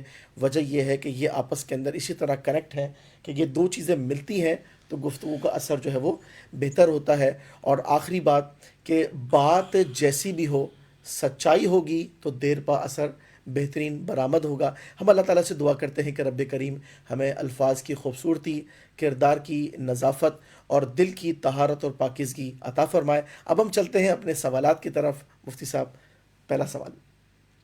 ایک بات کہہ دوں اگر آپ کی اجازت ہو تو. بڑی اچھی بات کہی. یعنی اسے کہتے ہیں نا وہ مہر لگانا, وہ والی بات ہے کہ پورا لب لباب ہوا. مجھے یاد کرائیے گا, اس پر ہم بات کریں گے کہ جس طرح ہم بہت ساری چیزوں پہ بھڑک اٹھتے ہیں, اس میں ایک چیز ہے جو ہم سے اختلاف کرے, اس پر جو ہم بھڑک اٹھتے ہیں, اور پھر صرف بھڑک نہیں اٹھتے, اسے دائماً ابداً اپنا دشمن سمجھ لیتے ہیں. اور یہ اکثر دشمنیاں ہوتی ہیں جو غلط فہمیوں کی وجہ سے ہوتی ہیں. صحیح بات. اور کئی بار ایسا ہے کہ جو اعتراض کر رہا ہوتا ہے نا, وہ بیچارہ اپنا حصہ ملانا چاہ رہا ہوتا ہے, اس کو پتہ نہیں ہوتا کہ میں غلط کر رہا ہوں. تو یہ ادراک ہونا بھی ضروری ہے کہ اگر اس نے غلط بات کہہ بھی دی ہے تو آپ کو اتنا تو ہو کہ وہ بیچارہ حصہ ملانا چاہ رہا تھا. ٹھیک ہے, دوستوں کی گیدرنگ میں ہوتا ہے, ایک بندہ بول کے پھنس جاتا ہے. اب وہ کافی دیر سے چپ کر کے بیٹھا ہوا ہوتا ہے کہ سارے بول رہے ہیں, میں بھی کچھ بولوں. اب اس کو تجربہ نہیں ہے, وہ بولتا ہے اور غلط نکل جاتا ہے. تو آپ میں اتنا ضبط ہو کہ آپ اس کے اوپر مہر نہ لگا دیں کہ بھئی یہ ہمیشہ کے لیے مردود ہو گیا ہے اور یہ اب کبھی بھی اس کو جو ہے نا میں نے اسپیس نہیں دینا. اصل بات وہی ہے کہ ان اللہ رفیق یحب الرفق. نرمی آئے گی تو معاملات بہتر ہوں گے. اگر کوئی دلیل سے اختلاف کرتا بھی ہے تو آپ اسے قبول کریں. جس طرح مجھے رائٹ ہے اپنی بات کہنے کا, سامنے والے کو رائٹ ہے میری بات رد کرنے کا. وہ میری بات رد کرنے کی وجہ سے مسلمان سے کافر نہیں ہو گیا, مقبول سے مردود نہیں ہو گیا, وہ اسی طرح مسلمان ہے. میری بات کوئی نص قطعی تو نہیں ہے. ہمارے یہاں بعض شخصیات ایسی ہوتی ہیں جن کے حوالے سے کوئی اختلاف کر لیتا ہے تو لوگ باتیں کرتے ہیں. تو میں ہمیشہ یہ کہتا ہوں بھائی علم ایک میدان ہے, جو چاہے گھڑ سواری کرے. آپ کیسے کسی کو روک سکتے ہو؟ صحیح بات ہے. آپ گھڑ سواری کرنا چاہیں آپ کرنا چاہیے. یہ کیسے ہو سکتا ہے کہ میں کہوں کہ نہیں جی علم میدان ہے لیکن گھڑ سواری صرف میں کروں گا؟ تو یہ تو کسی کی میراث نہیں ہے. علمی طور پر اختلاف ہو بھی جائے تو اسے قبول کرنا چاہیے. ہمارا جو طبقہ ہے ان کو بھی یہ چیز اپنے اندر پیدا کرنی ہے کہ پیار کریں, محبت کریں, الفت کے پیغام کو عام کریں. کوئی پہلے بات نہیں کر رہا, آپ کر لیں. ٹھیک ہے, آپ کو کوئی اسپیس نہیں دے رہا, آپ بھی نہ دیں. ٹھیک ہے, وہ اور آپ برابر ہو جائیں گے. پھر آپ شکوہ مت کیجئے گا کہ یہ بندہ اسپیس نہیں دیتا, تم نے کون سا دے دیا. آپ کو بڑا بننا ہے تو پھر یہی تو کمال ہے کہ وہ اسپیس نہیں دے رہا, آپ دیں. وہ آگے بڑھ کے سلام نہیں کر رہا, آپ کریں. وہ برائی کر رہا ہے, آپ اچھائی کریں. یہ تصوف کا طریقہ ہے. صوفیہ کے پاس آتے تھے نا کہ فلاں نے آپ کی غیبت کی ہے, تو وہ کھجوروں کے ٹوکرے بھجواتے تھے کہ میرے نامہ اعمال میں ثواب منتقل کیا ہے. ہم لوگ فائلیں کھلواتے ہیں, ذرا بچوں اس کی فائل کھولو, اس کے کیا کیا کارنامے ہیں, اور پھر ہم لوگوں کے سامنے اس کو گندا کریں. بڑی گھٹیا بات ہے, اپنے منصب سے اپنے آپ کو گرانے کے مترادف ہے. چلیں پھر اس پہ انشاءاللہ بات کریں گے. وقت میں اتنی گنجائش نہیں کہ ہم مزید گفتگو کریں. اور جو احباب ہمارے ساتھ موجود ہیں, آپ سب سے ہماری یہی گزارش ہوتی ہے کہ دیکھیں ہم سب نے مل کر اس معاشرے کو اوپر لے کر جانا ہے. تو ہم اپنی کوشش کر رہے ہیں, آپ ہمارا ساتھ دیجئے اور اس پیغام کو زیادہ لوگوں تک پہنچائیں. جتنے احباب ابھی ہمارے ساتھ موجود ہیں, آپ سب اس ویڈیو کو شیئر لازمی کیجئے تاکہ جتنے آپ کے پیجز ہیں یا آپ کی آئی ڈیز ہیں اس پر پہنچے. ہمارے جو شارٹس کلپ ہیں وہ بھی آپ کو ملتے رہتے ہیں. ہمارے پاس جو آپ کے سوالات ہیں وہ آپ بھیج سکتے ہیں 031022230001 پر. جوائن لکھ کر بھیجیں گے تو آپ کو ایک لنک بھیج دیا جائے گا, اس میں ہمارا جو چینل ہے اس کا آپ کو لنک مل جائے گا. آپ اس میں آ جائیں گے تو ہر پوسٹ اور ہر ویڈیو آپ کو وہاں پر مل جائے گی. آ جاتے ہیں سوالات کی جانب. حافظ محمد انس صاحب, السلام علیکم ورحمۃ اللہ وبرکاتہ. وعلیکم السلام. امید ہے آپ علماء کرام خیر و عافیت سے ہوں گے.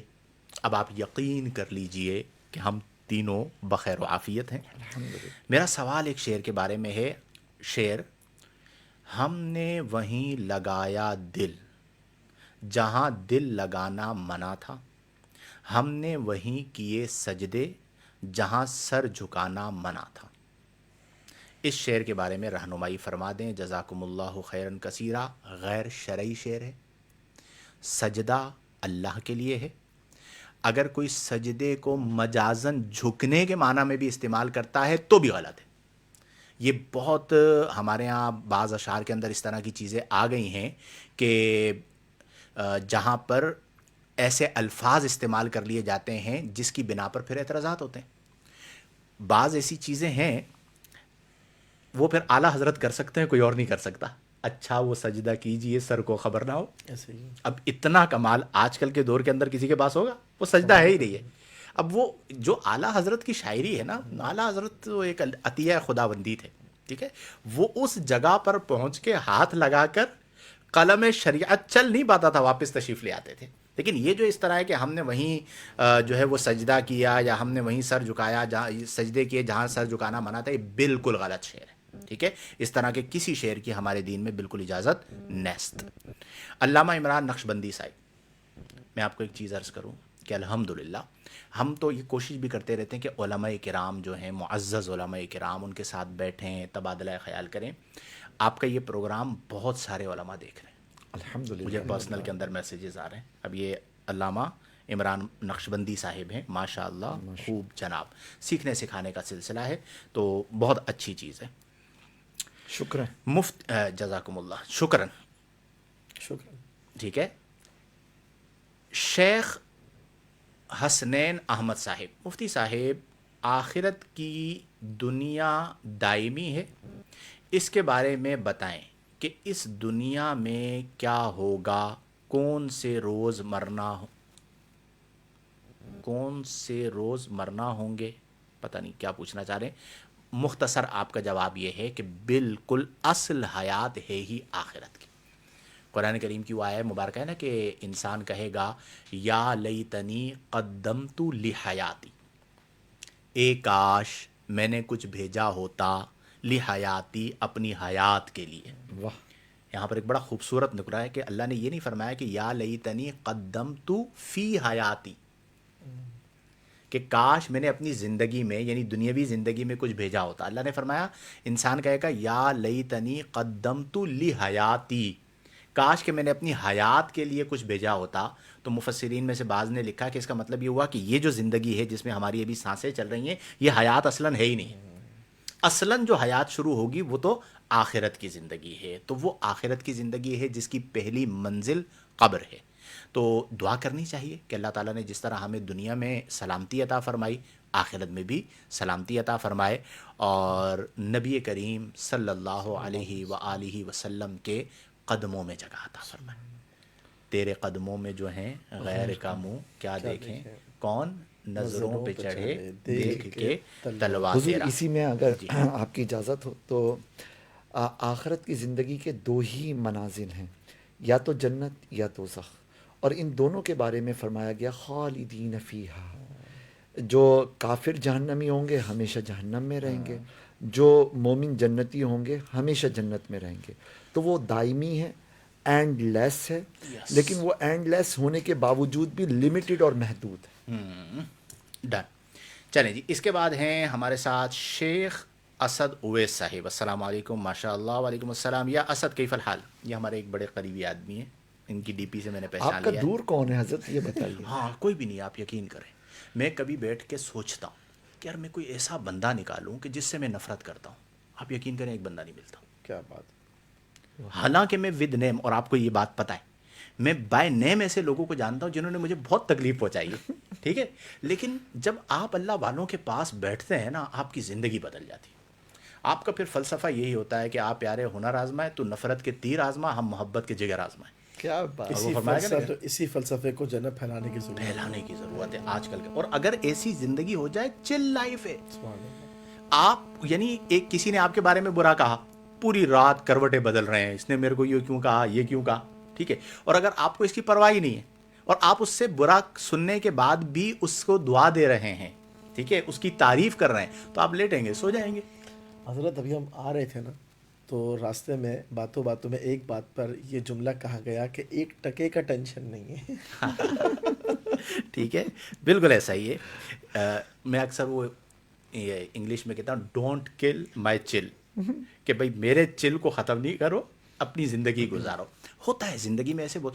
اور میں آپ کو ایک بات بتاؤں مفتی معاذ صاحب، واللہ العظیم حلفاً بتا رہا ہوں، اگر یہ چیز پیدا ہو گئی، آپ کی زندگی کا جو لیول ہے نا وہ نیکسٹ لیول ہے. واہ. کیونکہ جب آپ جواب نہیں دیتے، جب آپ اس کو اپنا دشمن نہیں سمجھتے بلکہ اس کے لیے دعا کر رہے ہوتے ہیں، ہائے. یہ وہ موقع ہے کہ جب اللہ تعالیٰ آپ کے دل کو نور سے بھر دیتا ہے. وہ میں اکثر ایک بات کہتا ہوں کہ بھئی میرے پاس ایک ہی درجہ ہے، سب سے پہلا جو درجہ ہے وہ حبیبی کا ہے، اس سے نیچے والا کوئی درجہ ہی نہیں ہے. جو رسول اللہ کا امتی ہے مجھے اس سے پیار ہے. کیا بات. ٹھیک ہے، وہ کرے نہ کرے اس کا مسئلہ ہے، میں تو کروں گا کیونکہ رسول اللہ کی کا امتی ہے اور رحماء بینہم میں. اور بالآخر اللہ تعالیٰ ان کے دلوں میں بھی محبت ڈال وہ دیتا جو ہے. اس پر آیت کریمہ ہے نا، والکاظمین الغیظ والعافین عن الناس واللہ یحب المحسنین، یہاں پر اللہ تبارک و تعالیٰ نے محبت کا لفظ استعمال فرمایا ہے. یعنی جو لوگ درگزر سے کام لیتے ہیں نا، تو رب تبارک و تعالیٰ کا انعام یہ ہے کہ اللہ ان سے محبت فرماتا. اور کیا سبحان چاہیے؟ اللہ. کئی بار ایسے لوگ سامنے آ جاتے ہیں نا تو میں تجاہل عارفانہ بھی برتتا ہوں، میں انہیں ظاہر ہی نہیں کرتا کہ مجھے کچھ پتہ ہے. ٹھیک ہے یار، اس نے کہہ دیا، کس وجہ سے کہہ دیا، اس کا کیا مطلب معاملہ تھا، خیر ہے کرنے دو اسے. اگر یوں ہو سکتا ہے بیگم سے جھگڑا ہو، نکل آتے ہاں گیا. مطلب کہیں بہت ساری وجوہات ہیں جو ہمارے معاشرے کے اندر چل رہی ہوتی ہیں. کم ظرفی ہے یہ، اور بڑے بڑے معزز انتہائی کم ظرف ہیں اس معاملے میں، کہ جو چیزوں کو دل میں رکھ لیتے ہیں. قوموں کے جھگڑے سلجھ جائیں. یار اگر آپ مجھے ایک لوگ بات جو ہے بتاؤ، تھوڑی سی ہمارے وسعت معاشرے قلبی کے پیدا اندر کریں. اس وقت عدم برداشت کے اسباب کتنے زیادہ ہیں. اف. غربت ہے، لائٹ کے مسئلے، پانی کے مسئلے، روڈز پہ لڑائیاں. اب اس بیچارے کو کسی بھی وجہ سے اس کا موڈ آف تھا، اس نے کچھ کہہ بھی دیا، میرے آقا کا امتی ہے. ہم کہتے ہیں اللہم انکا عفو تحب العفو فاعف عنی. ہم ایک دن میں 50 بار بھی نافرمانی کریں تو اللہ کو کہتے ہیں مولا تو معاف کر دے. اور ہمارے ساتھ کوئی 2 بار کر دے تو ہم کہتے ہیں پہلے چھوڑ دیا تھا اب نہیں چھوڑوں گا. بھائی تم کون ہو؟ کیوں؟ صبر کی بھی حد ہوتی ہے. صبر کی بھی حد ہوتی ہے. پہلے بیویوں کو کہتے ہیں پہلے معاف کر دیا تھا اب نہیں کروں گا. نہیں اب تو جاؤ اگلا پچھلا حساب کتاب برابر کرنا ہے. برابر کروں. تو یہ غلط رویہ ہے. خیر اچھا جی، کون ہیں جناب؟ میسیجز اوپر چلے گئے. احمد رضا قادری نوری صاحب، مفتی صاحب آج کل قبرستان بھر گئے ہیں، نئی قبر کی جگہ نہیں ہے، ایسی ذرا تیزی سے لیتے ہیں، ہم ون لائنر لیتے ہیں. ایسی صورتحال میں پرانی قبر میں نیا مردہ دفن کیا جاتا ہے، کیا یہ زمین غصب کرنا نہیں کہلائے گا؟ بالکل کہلائے گا، شرعی طور پہ جائز نہیں ہے. ون لائنر یہ ہے کہ اگر آپ کو کنفرم پتہ ہے کہ یہ قبر ہے تو اس میں آپ دوسرے مردے کو دفن نہیں کر سکتے.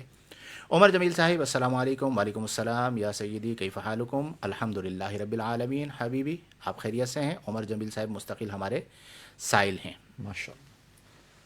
اچھا جی، مفتی صاحب عرض یہ ہے کہ کیا سیاسی یا مسلکی اختلاف میں بھی حسن گفتار کو ملحوظ خاطر رکھا جائے؟ برائے کرم رہنمائی فرمائیں. بالکل رکھا جائے. وقولوا للناس حسنا، اور کہو لوگوں سے حسین بات. یہاں پہ یہ قرآن نے نہیں کہا کہ صرف موافقین سے حسین بات کریں. فرعون سے کہا کیا قولا قولا نہیں ہے. بالکل ایسے ٹھیک ہے. تو بالکل اس میں حسن گفتار کا بالکل خیال. میں اس پہ ایک بات عرض کر دوں کہ اس وقت کچھ چینلز ہیں جو علماء کو آپس میں بٹھاتے ہیں، ایک دیوبندی، ایک وہابی، ایک بریلوی اور ایک شیعہ، اور پری پلان انہیں لڑاتے ہیں. اس کے بعد ان کی ویڈیو اپلوڈ کرتے ہیں اور اس کا تھم نیل لگاتے ہیں کہ دیوبندی مولوی کی وہابی مولوی کے ساتھ بحث ہو گئی، شیعہ مولوی کے ساتھ بحث ہو گئی. بالکل غلط ہے. اس میں جو علماء جاتے ہیں انہیں بھی اس بات کو سمجھنا چاہیے کہ آپ کوئی مطلب ایسے نہیں ہیں کہ آپ کو لڑوا کر کوئی ریٹنگ حاصل کرے. اس کی وجہ سے علماء کی ان لڑائیوں کی وجہ سے معاشرے کے اندر بہت نیگیٹو میسج جا رہا ہے. ایسا ہی. ابھی کل مجھے کسی نے ایک کلپ بھیجا، یعنی آج بھیجا، کل کا کلپ بھیجا، سحری کا تھا یا افطاری کا تھا. اس میں ایک بندہ ہے ساحل ادیم کر کے اور ایک اہل حدیث کے کوئی مولانا صاحب بیٹھے ہوئے تھے، وہ دونوں لڑ پڑے. اور نتیجہ کہاں پر نکلا؟ ایک نے بول دیا کہ تمہارے نزدیک گدھا حلال ہے، جو گدھے کو حلال کہے وہ خود گدھا ہے. اچھا. یہ مین اسٹریم میڈیا پہ چل رہا ہے اور وہ جو ساحل ادیم ہے اس نے کسی موقع پہ گدھے کی حلت اور حرمت، وہ جو حدیث خیبر ہے، اور وہ جو آئلی گدھا ہے، گھریلو گدھا ہے اور جنگلی گدھا ہے، اس کی تفریق کے اوپر بات کی. اس نے کہا کہ آپ مجھے گالی بک رہے ہیں. اب یہ کہاں پر چل رہا ہے؟ مین اسٹریم میڈیا پہ. ایک تو یہ سوچیں کہ اس وقت امت کس مقام پر ہے اور آپ نے بحثیں کیا اٹھائی ہوئی ہیں. اچھا، اب جو ساحل ادیم ٹائپ لوگ ہیں نا، ان کے سامنے ان لوگوں کو عموماً بٹھا دیا جاتا ہے جنہیں میڈیا پہ آنے کا شوق ہوتا ہے. اب وہ اتنا علم نہیں رکھتے، اتنا مقام نہیں رکھتے، یہ لڑ پڑتے ہیں، وہ غالب آ جاتا ہے، چینل کو ریٹنگ مل جاتی ہے. وہ چرب زبان انسان. چرب زبانی وہ کرتا ہے. اب مسئلہ یہ ہے کہ دیکھیں چینل جو ہے نا اس کا کام ہی اپنا مال بیچنا ہے. میں چینل کو نہیں بولوں گا، چینل تو وہ کام کرے گا جس سے ریٹنگ آئے. تو جہاں پہ علماء کو لڑواتے ہیں یا علماء کا اختلاف کرواتے ہیں، وہ چینل کا پروگرام اوپر جاتا ہے تو چینل تو یہ کرے گا چونکہ چینل پیسہ خرچ کر رہا ہے. ہماری قوم کا بھی ایک مسئلہ ہے. اصلاحی بات کوئی کرے گا نا، سیدھی سیدھی آپ کو بتائے گا، آپ کو نہیں سننی. آپ کو ٹائم پاس کرنے کے لیے مولویوں کا جھگڑا چاہیے، آپ کو ٹائم پاس کرنے کے لیے اختلافی بات چاہیے، آپ کو ٹائم پاس کرنے کے لیے معذرت کے ساتھ گھریلو جھگڑے آن اسکرین چاہیے. تو ٹھیک ہے، معذرت کے ساتھ اگر آپ کو یہ چاہیے تو پھر اس معاشرے کے اندر یہ ہو رہا ہے، قبول کر لیجیے. ہم کیا کر سکتے ہیں؟ ہم تو سمجھا سکتے ہیں. لیکن اس پر سوچنا بنتا ہے کہ یہ جو مسلکی اختلافات کی بنیاد پر بات بات پر، اب کئی ایسے چینلز ہیں آپ لوگ جانتے ہیں. میں گزشتہ کچھ سالوں سے مین اسٹریم میڈیا پہ نہیں جا رہا. کچھ چینلز پر اس لیے نہیں جاتا کہ وہاں پر ہوسٹ خاتون بیٹھی ہوئی، میں نہیں بیٹھتا خاتون کے ساتھ، نمبر 1. دوسرا، میں کچھ چینل پر اس لیے میں نے منع کیا ہوا ہے کہ مجھے پتہ ہے کہ وہ لڑائی کرواتے ہیں جان بوجھ کر. یعنی ان کی ریت یہی ہے کہ علماء کو آپس میں اختلافی مسائل میں لڑوا دیں اور پھر وہ ریٹنگ حاصل کریں. کچھ چینلز ہیں، کچھ اچھے چینلز ہیں، ایئر وائی ڈیجیٹل، وہاں پر دیوبندی، بریلوی، وہابی، سارے سنی یعنی اسکالرز بیٹھتے ہیں، اپنا اپنا نقطہ بیان کرتے ہیں. فقہ حنفی میں یہ ہے، اہل حدیث کے نزدیک فار ایگزامپل یہ ہے، یا دیوبندیوں کے نزدیک یہ ہے، شیعہ کے نزدیک یہ ہے. اس کی ترجیح میں لڑا کر ریٹنگ حاصل کرنا نہیں ہے، ہم اس کی تعریف کرتے ہیں، اچھا کام ہو رہا ہے، کوئی ہم نے اس کا اختلافی کلپ نہیں دیکھا. تو یہ جو آپ نے سوال کیا ہے نا حسن گفتار کا، یہ بالکل درست بات ہے کہ یہ بہت غلط بات ہے، اور اس سے اتنا برا پیغام اور اتنا مطلب عجیب میسج جاتا ہے کہ لوگوں کے لیے پریشانی کا سبب ہو جاتے ہیں. اور میڈیا والوں کا دیکھیں، آپ کو میں حال بتاؤں، ایک بندہ ہے انجینئر علی مرزا، ایک بندہ ہے عبد القوی جس کے نام کے ساتھ مفتی لگا ہوا ہے. ان دونوں بندوں کو میڈیا نے اٹھایا، مین اسٹریم میڈیا نے. اچھا. پہلے انجینئر علی مرزا کو، جس نے انتہائی بد زبانی، بد کلامی، سارے مسالک کے علماء کی تصویریں شہرت کے لیے استعمال کی، کون سا اختلاف ہے وہ نہیں کیا، انتہائی گندی زبان.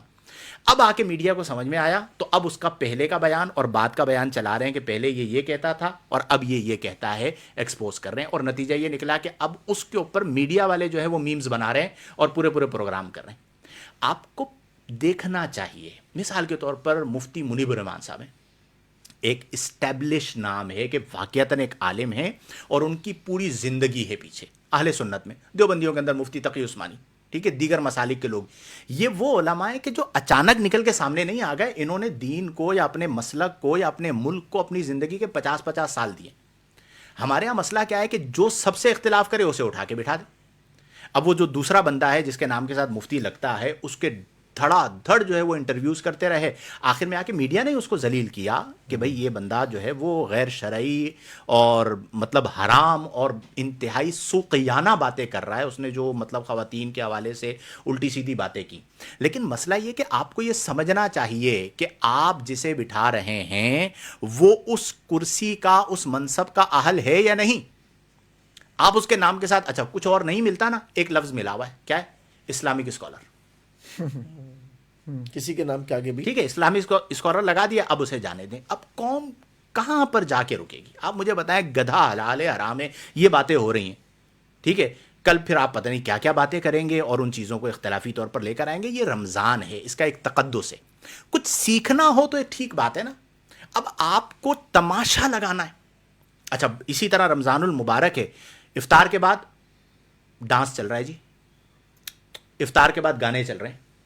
کیا ہوا جی؟ روزہ تو ختم ہو گیا. او بھائی، روزہ ختم ہوا ہے، رمضان تو ختم نہیں ہوا. حضرت ایک چھوٹی اس سی بات کا تو ادراک کریں. ایک بات عرض کرنا چاہوں گا. آپ نے ایک پرٹیکولر چینل کا نام لیا تو اس سے یہ تاثر جا رہا ہے کہ شاید ہم اس کو مطلب اپریشیٹ کر رہے ہیں. اچھی بات ہے، جانے دو. نہیں اس پر ایک وضاحت کر لی جائے کہ وہاں پر بھی اگر جو غلط ہے نا تو ہم اس کو غلط کہتے ہیں. ہم جس پیرائے میں بات کر رہے تھے وہ بالکل کلیئر تھی کہ جگہ پر ہمیں نظر آ رہا ہے کہ اس طرح کا کوئی تھم نیل، اس طرح کا کوئی پروگرام نہیں ہوتا، ہم اس پروگرام کے ہے. باقی تو جہاں پر جو غلط ہو رہا ہے کسی صورت ہم اس کی تائید نہیں کر سکتے. اچھا لیکن حضور، جو اچھی چیز ہے اس کی ہم تعریف کریں گے. لیکن جو بڑا ہے نا اس کی بڑی ذمہ داری ہے. جو علماء ہیں، پیغمبر کے وارث ہیں، ان کی بڑی ذمہ داری ہے. لیکن کلکم راعٍ و کلکم مسئول عن رعیتہ، تم سب ذمہ دار ہو اور تم سب سے سوال کیا جائے گا تمہاری ذمہ داری. ایک ویور ہے نا، وہ اپنی ویورشپ میں ذمہ دار ہے. یس، وہ ڈیمانڈ کریٹ کر رہا ہے، سپلائی آئے گی. بالکل. اچھا اسی طرح اصل مسئلہ یہیں پہ. ہاں، پھر نمبر 2 پر جو سپلائر ہے، پرووائڈر ہے، وہ بھی ذمہ دار ہے. خالی ریٹنگ، پیسہ، اس کی وجہ سے چینلز کی ذمہ داری تو ختم نہیں ہو جائے گی نا حضور. ان کی بہت بڑی، ان کی کچھ ایتھکس ہیں، ان کے کچھ بائی لاز ہیں، بہت ساری چیزوں میں وہ پابند ہیں اور وہ اپنی پابندیوں کا خیال کرتے ہیں کیونکہ انسٹیٹیوشنز ان سے پھر سوال کرتے ہیں. بالکل. لہٰذا یہاں پہ بھی کچھ ایتھکس ہونی چاہیے. اور ہیں، ہماری اسلامی نظریاتی کونسل نے اس کے حوالے سے پراپر وے کے اندر اپنی سفارشات بنائی ہوئی ہیں. یہ ایک الگ بات ہے کہ میڈیا ابھی تک اس کو فالو نہیں کرتا.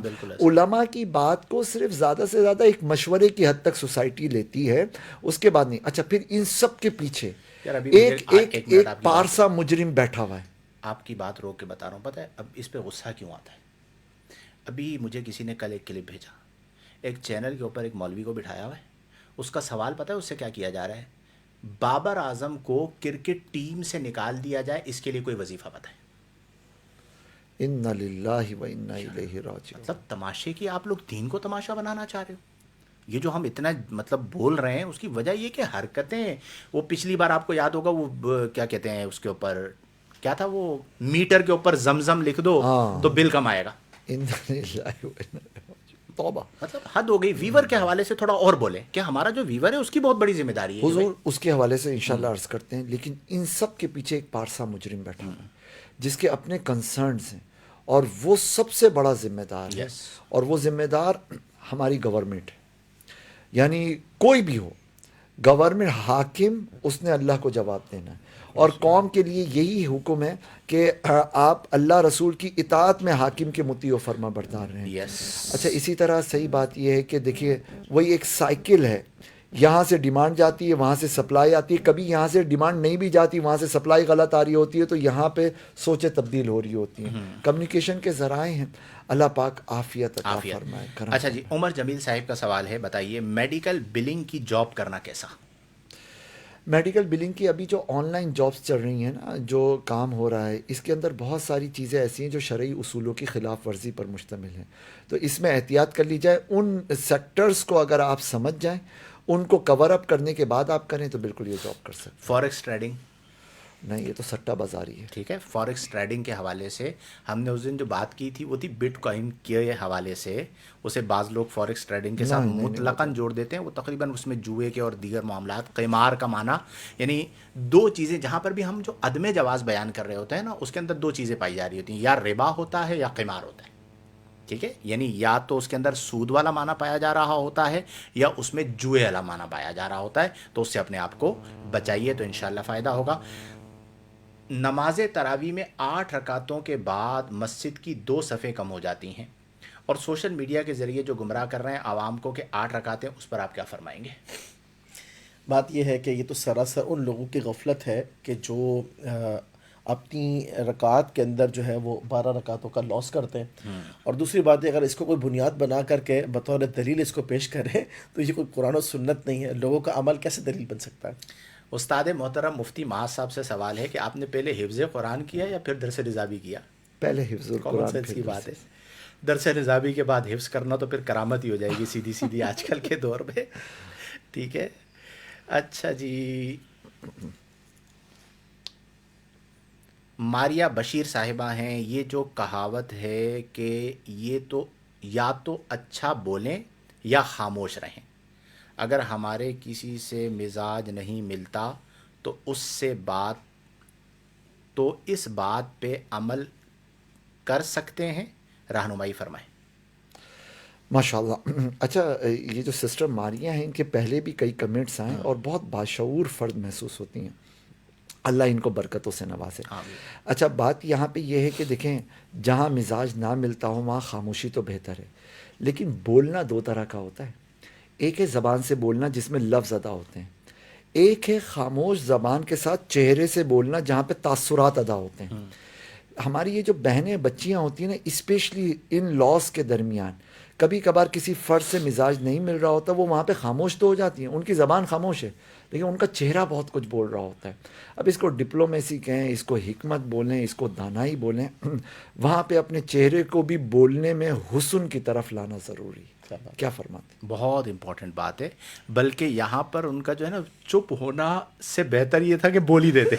یہ اور عذاب بن جاتا ہے. گھر میں اگر بیویاں خاموش ہو جاتی ہیں جب، تو بندے کا پارا جو ہے وہ ہائی ہو جاتا ہے. بھی جو بولنا ہے وہ بول دو. یہ 4 دن تک منہ بنا کے منہ سجا کے گھومنا جو ہے یہ کیا ہے. بس اس میں وہی اصول ہے کہ جہاں پر خاموشی بولنے سے بہتر ہے وہاں پر خاموش رہے، اور جہاں پر بولنا خاموشی سے بہتر ہے وہاں پر بولیں. اب یہ لکلی کلامن مقالن، ہر مقام ہوتا ہے اس کے مطابق اپنی چیزوں کو دیکھ لیجئے. لیکن بہرحال مقام کو سمجھنا اور حالات کو سمجھنا یہ بہت امپورٹنٹ چیز ہے، اور بعض اوقات ہمارا رویہ جو ہے وہ چیزوں کو خراب کر دیتا ہے، جو کہ نہیں ہونا چاہیے. لیکن حضور ہماری جو بچیاں ہیں نا، اوور آل میں عرض کر رہا ہوں وہ کبھی کبھار بہت مجبور اور پھنسی ہوئی ہوتی ہیں بیچاری. بالکل ایسا ہی اچھا ہے. ان بچیوں کے مقابلے میں کچھ اور کسی اور کی بچیاں ہوتی ہیں جو ان کو پھنسا رہی ہوتی ہیں. تو یہ جو گھریلو زندگی، کبھی نند، کبھی ساس، کبھی وہ بہو، کبھی بچیاں کچھ. کسی اور کی بچیوں کے پاس پھنسی ہوئی ہوتی ہیں. ساس جو ہے اور بہو، اب یہ جو دونوں ہیں دونوں عورتیں. اور اکثر مسئلے وہ ہیں کہ جہاں پہ مرد ان کا دشمن نہیں ہے، یہ آپس میں ایک دوسرے کی دشمنی کے لیے کافی ہیں. نندے ہیں وہ اپنی ماں کی بچیاں ہیں، ٹھیک ہے، وہ بھابھی کے ساتھ نہیں مل کے چل رہی ہیں. تو یہ خواتین کا مسئلہ ہے. اس میں بات پھر لوٹ کر وہیں آئے گی کہ جس کا ظرف بڑا ہوگا، جس میں ضبط زیادہ ہوگا، اللہ تعالیٰ اسے روحانی بست عطا فرمائے گا. ارشد رضا طاری صاحب، ماشاء اللہ مفتی صاحب، اللہ پاک آپ تمام مفتیان کرام کو ہمیشہ سلامت رکھے جی. بہت شکریہ، ماشاء اللہ. اللہ حیض کے مسائل مستحضر ہیں تو صحیح، لیکن اس کو چھوڑ دو نا. یہ لائیو کیا ایک ہے، کریں؟ وہ واٹس ایپ کے نمبر پہ کر یہ لیں. جو ایک بہن نے سوال کیا ہے 5 ہفتوں کا حمل ضائع ہو گیا، یہ آپ ہمارے نمبر پہ سوال بھیج دیجئے تو آپ کو انشاءاللہ الجلیل اس کا جواب دے دیا جائے گا. میں عمومی طور پر کچھ عرصہ ہو گیا ماضی کے میں فقہی مسائل میں کچھ ایسے ابواب ہیں جو میرے مطالعے میں نہیں ہیں، تو میں اسٹریٹ فارورڈ اس طرح کے جو مسائل ہیں، جو مسائل میرے مطالعے میں نہیں ہیں، میں ان کا بالکل جواب ہی نہیں دیتا. تو یہ اگر آپ بھیج دیں گے تو دیکھ کر پھر آپ کو جواب دے دیا جائے گا. عمر جمیل صاحب، حالت روزہ میں کس طرح غصے کو کنٹرول کریں؟ بعض اوقات غصہ آتا ہے، بالکل آتا ہے، اپنے نفس سے مقابلہ کریں، اور جب غصہ آئے کھڑے ہوئے تو بیٹھ جائیں، بیٹھے ہوئے تو لیٹ جائیں، وضو کر لیں. وہ جو روایات کے اندر فرمایا گیا یہ اس کے ظاہری چیزیں. اور اگر آپ ذاکر اللہ بن جاتے ہیں، اللہ کا ذکر کرنے والا بن جاتے ہیں، وظائف پڑھنے والے بن جاتے ہیں، تو آپ کا اپنی ذات کی خاطر غصہ ختم ہو جاتا ہے. اور جب غصہ آ رہا ہو تو اپنے اوپر یہ لازم کر لیں کہ میں نے 5-10 منٹ کے لیے کچھ نہیں بولنا، خاموش ہو جانا ہے. آٹومیٹیکلی وقت ایک ایسی چیز ہے نا کہ جو پریشر کو کم کر دیتا ہے، تو انشاءاللہ الجلیل وہ کم ہو جائے گا، اور امید یہ ہے کہ آپ کی زندگی بہتر ہوگی. السلام علیکم مرشد. اچھا، شاکر حسین ہے اپنا، یہ ہمارا ایک مرید خاص ہے. آج کل دیکھا گیا ہے کہ علماء کرام پر بہت زیادہ میمز بنائے جا رہے ہیں، ایسا کرنا کیسا، اور کیا اس کا کوئی عذاب بھی ہے؟ بالکل، کیوں نہیں. جیسے آپ نے وہ حدیث شریف پڑھی تھی کہ جو ہمارے علماء کی توقیر نہ کرے اس کا مجھ سے کوئی تعلق نہیں. کیا خیال؟ اسی طرح علماء کی میمز بنانا، یہ وہ ذرا غور تو کریں کہ پیغمبر کے وارث ہوتے ہیں علماء، اور ان کا مذاق اور ٹھٹا. اچھا اگر اس طور پر ہے کہ وہ دین کے علماء جیسے لبرل اور سیکولر کر رہے ہیں، تو یہ تو پھر علم دین کی توہین ہے، ضروریات دین کے انکار والا طرز عمل ہے، استہزاء والا عمل ہے. یہ تو بسا اوقات دائرہ اسلام سے باہر لے جاتا ہے، اور عام طور پہ کرتا وہی ہے جو دائرہ اسلام سے باہر ہو. تو اس سلسلے میں تو بہت ہی یہ بہت ہی خطرناک معاملہ ہے. عالم تو کجا، العلماء ورثۃ الانبیاء. ایک عام مسلمان کا تمسخر اڑانے سے بھی منع کیا گیا، حرام. ٹھیک ہے، حرام قرار دیا گیا ہے. یہ جو علماء کے حوالے سے چیزیں چل رہی ہیں نا، یہ ایک خاص منصوبہ ہے جو میں سمجھتا ہوں. اب کوئی یہ نہ کہے کہ ہر چیز کو ہی آپ لوگ منصوبہ بنا دیتے، کچھ چیزیں ہمیں نظر بھی آ رہی ہوتی ہیں. یہ بیسیکلی ایک کمپین ہے کہ جس کے تحت عوام کا اعتماد علماء سے ختم کیا جائے. اچھا، یہ صرف مسلمانوں میں ہو رہا ہے، یہودیوں میں بہت کم ہے یہ. وہ آج بھی اپنی علماء کے پیچھے، عیسائیوں کے اندر اپنے پادریوں کے پیچھے.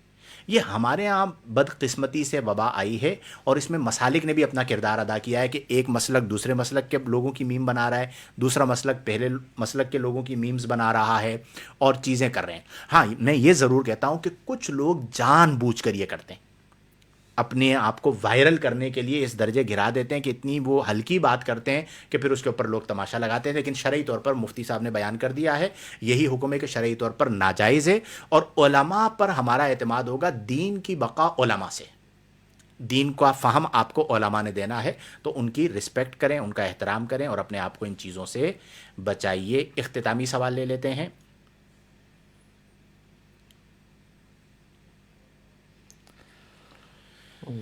ایمن صاحبہ ہیں کوئی. سلام مفتی صاحب، کوئی عورت اگر کیس کرے خلا کا تو کیا شرعاً طلاق ہو جائے گی؟ اس کے لیے طریقہ کار یہ ہے کہ جب کیس دائر کیا جائے اور باقاعدہ جرا ہو رہی ہو اور اس پر کوئی فیصلہ آئے، تو پھر مفتیان کرام سے رجوع کر لیا جائے، اور جب مفتی صاحب اس فیصلے کی توثیق کر دیں تو وہ خلا جو ہے وہ نافذ ہو جائے گا شرعی اعتبار سے بھی. ایسا ہی ہے مفتی صاحب؟ اللہ اکبر کبیرہ. وہی وہ رجوع کر لیں گے تو چیز کلیئر ہو کے سامنے آ جائے گی. ویسے چلیں جی. بنیادی طور پہ اسلامی نظریاتی کونسل کا بیان ابھی تک یہی ہے کہ عدالتی خلا جو فسخ نکاح ہے یا تنسیخ نکاح ہے، وہ مخصوص ضرورت کی صورتوں کے اندر معتبر ہوگا، اس کے علاوہ فقہی اعتبار سے معتبر نہیں. کورٹ کا خلا بعض صورتوں میں نافذ ہے، اکثر صورتوں میں نافذ نہیں ہے جو میرے پاس کیسز آئے. ٹھیک ہے، مثال کے طور پر اگر شوہر ظالم ہے اور اپنے واجبی حقوق بھی ادا نہیں کر رہا اور طلاق بھی نہیں دے رہا، اب عورت کیا کرے گی؟ قاضی کے پاس جائے گی اور قاضی تنسیخ طلاق کر دے گا. یہاں پر یہ ریزن بنتا ہے. لیکن اگر کہیں پر شوہر اپنے تمام واجبی حقوق ادا کر رہا ہے اور بلا وجہ جا کے عورت اس کے ساتھ کسی بھی وجہ سے کوئی اور اسے پسند آ گیا اور وہ جا کے خلا لے لیتی ہے، تو یہ یہاں پر علماء کرام کا فتویٰ یہ ہے کہ یک طرفہ خلا نافذ نہیں ہے، کیونکہ تنسیخ طلاق کی کوئی وجہ نہیں پائی گئی ہے. اور اس مسئلے پر یہ بہت ہی نازک معاملہ ہے. اس وقت پاکستان کے اندر جو خلا کے کیسز ہیں ان میں ایک بڑی تعداد وہ ہے جہاں پر فقہی طور پر کورٹ کا خلا نافذ نہیں ہو رہا. نہیں ہو. تو حضرت اس کے لیے جو فارمولا ہے بیسٹ یہی نہیں کہ ہم پبلک کو یہ کہیں کہ جناب آپ جو ہے اس فیصلے کے آنے کے بعد Yes. آپ مفتی صاحب کے پاس جائیں، اور اگر وہ تائید اور توثیق کر دیں تو خلا نافذ ہوگا. بس میں تو کوئی یہاں بات تک کر رہا ہوں کہ اگر خلا کا آ بھی جاتا ہے نا کوئی کیس، تو میں کہتا ہوں بھائی 4 بندوں کو بٹھائیں اور اس سے طلاق کروائیں، تاکہ کہیں نہ کہیں کوئی تشکک رہ بھی گیا ہے تو یہ حلت و حرمت کا مسئلہ ہے، تو طلاق جو ہے نا ایک اس سے دلوا دیں، لڑکے کو بٹھا کے اور اپنے معاملے کو کلیئر کر دیں. لیکن بہرحال اگر کہیں پر خلا نامہ ملا بھی ہے تو آپ کسی مستند مفتی کے پاس جائیے، اس سے پوچھیے کہ یہ اس صورت کے اندر کورٹ کا خلا نافذ ہوگا یا نہیں ہوگا، اور پھر اس کے بعد عمل مفتی صاحب کیجیے. یہاں پر اگر ایک چیز آپ بتا دیں، یہ مفتی صاحب ملتے کہاں پہ ہیں؟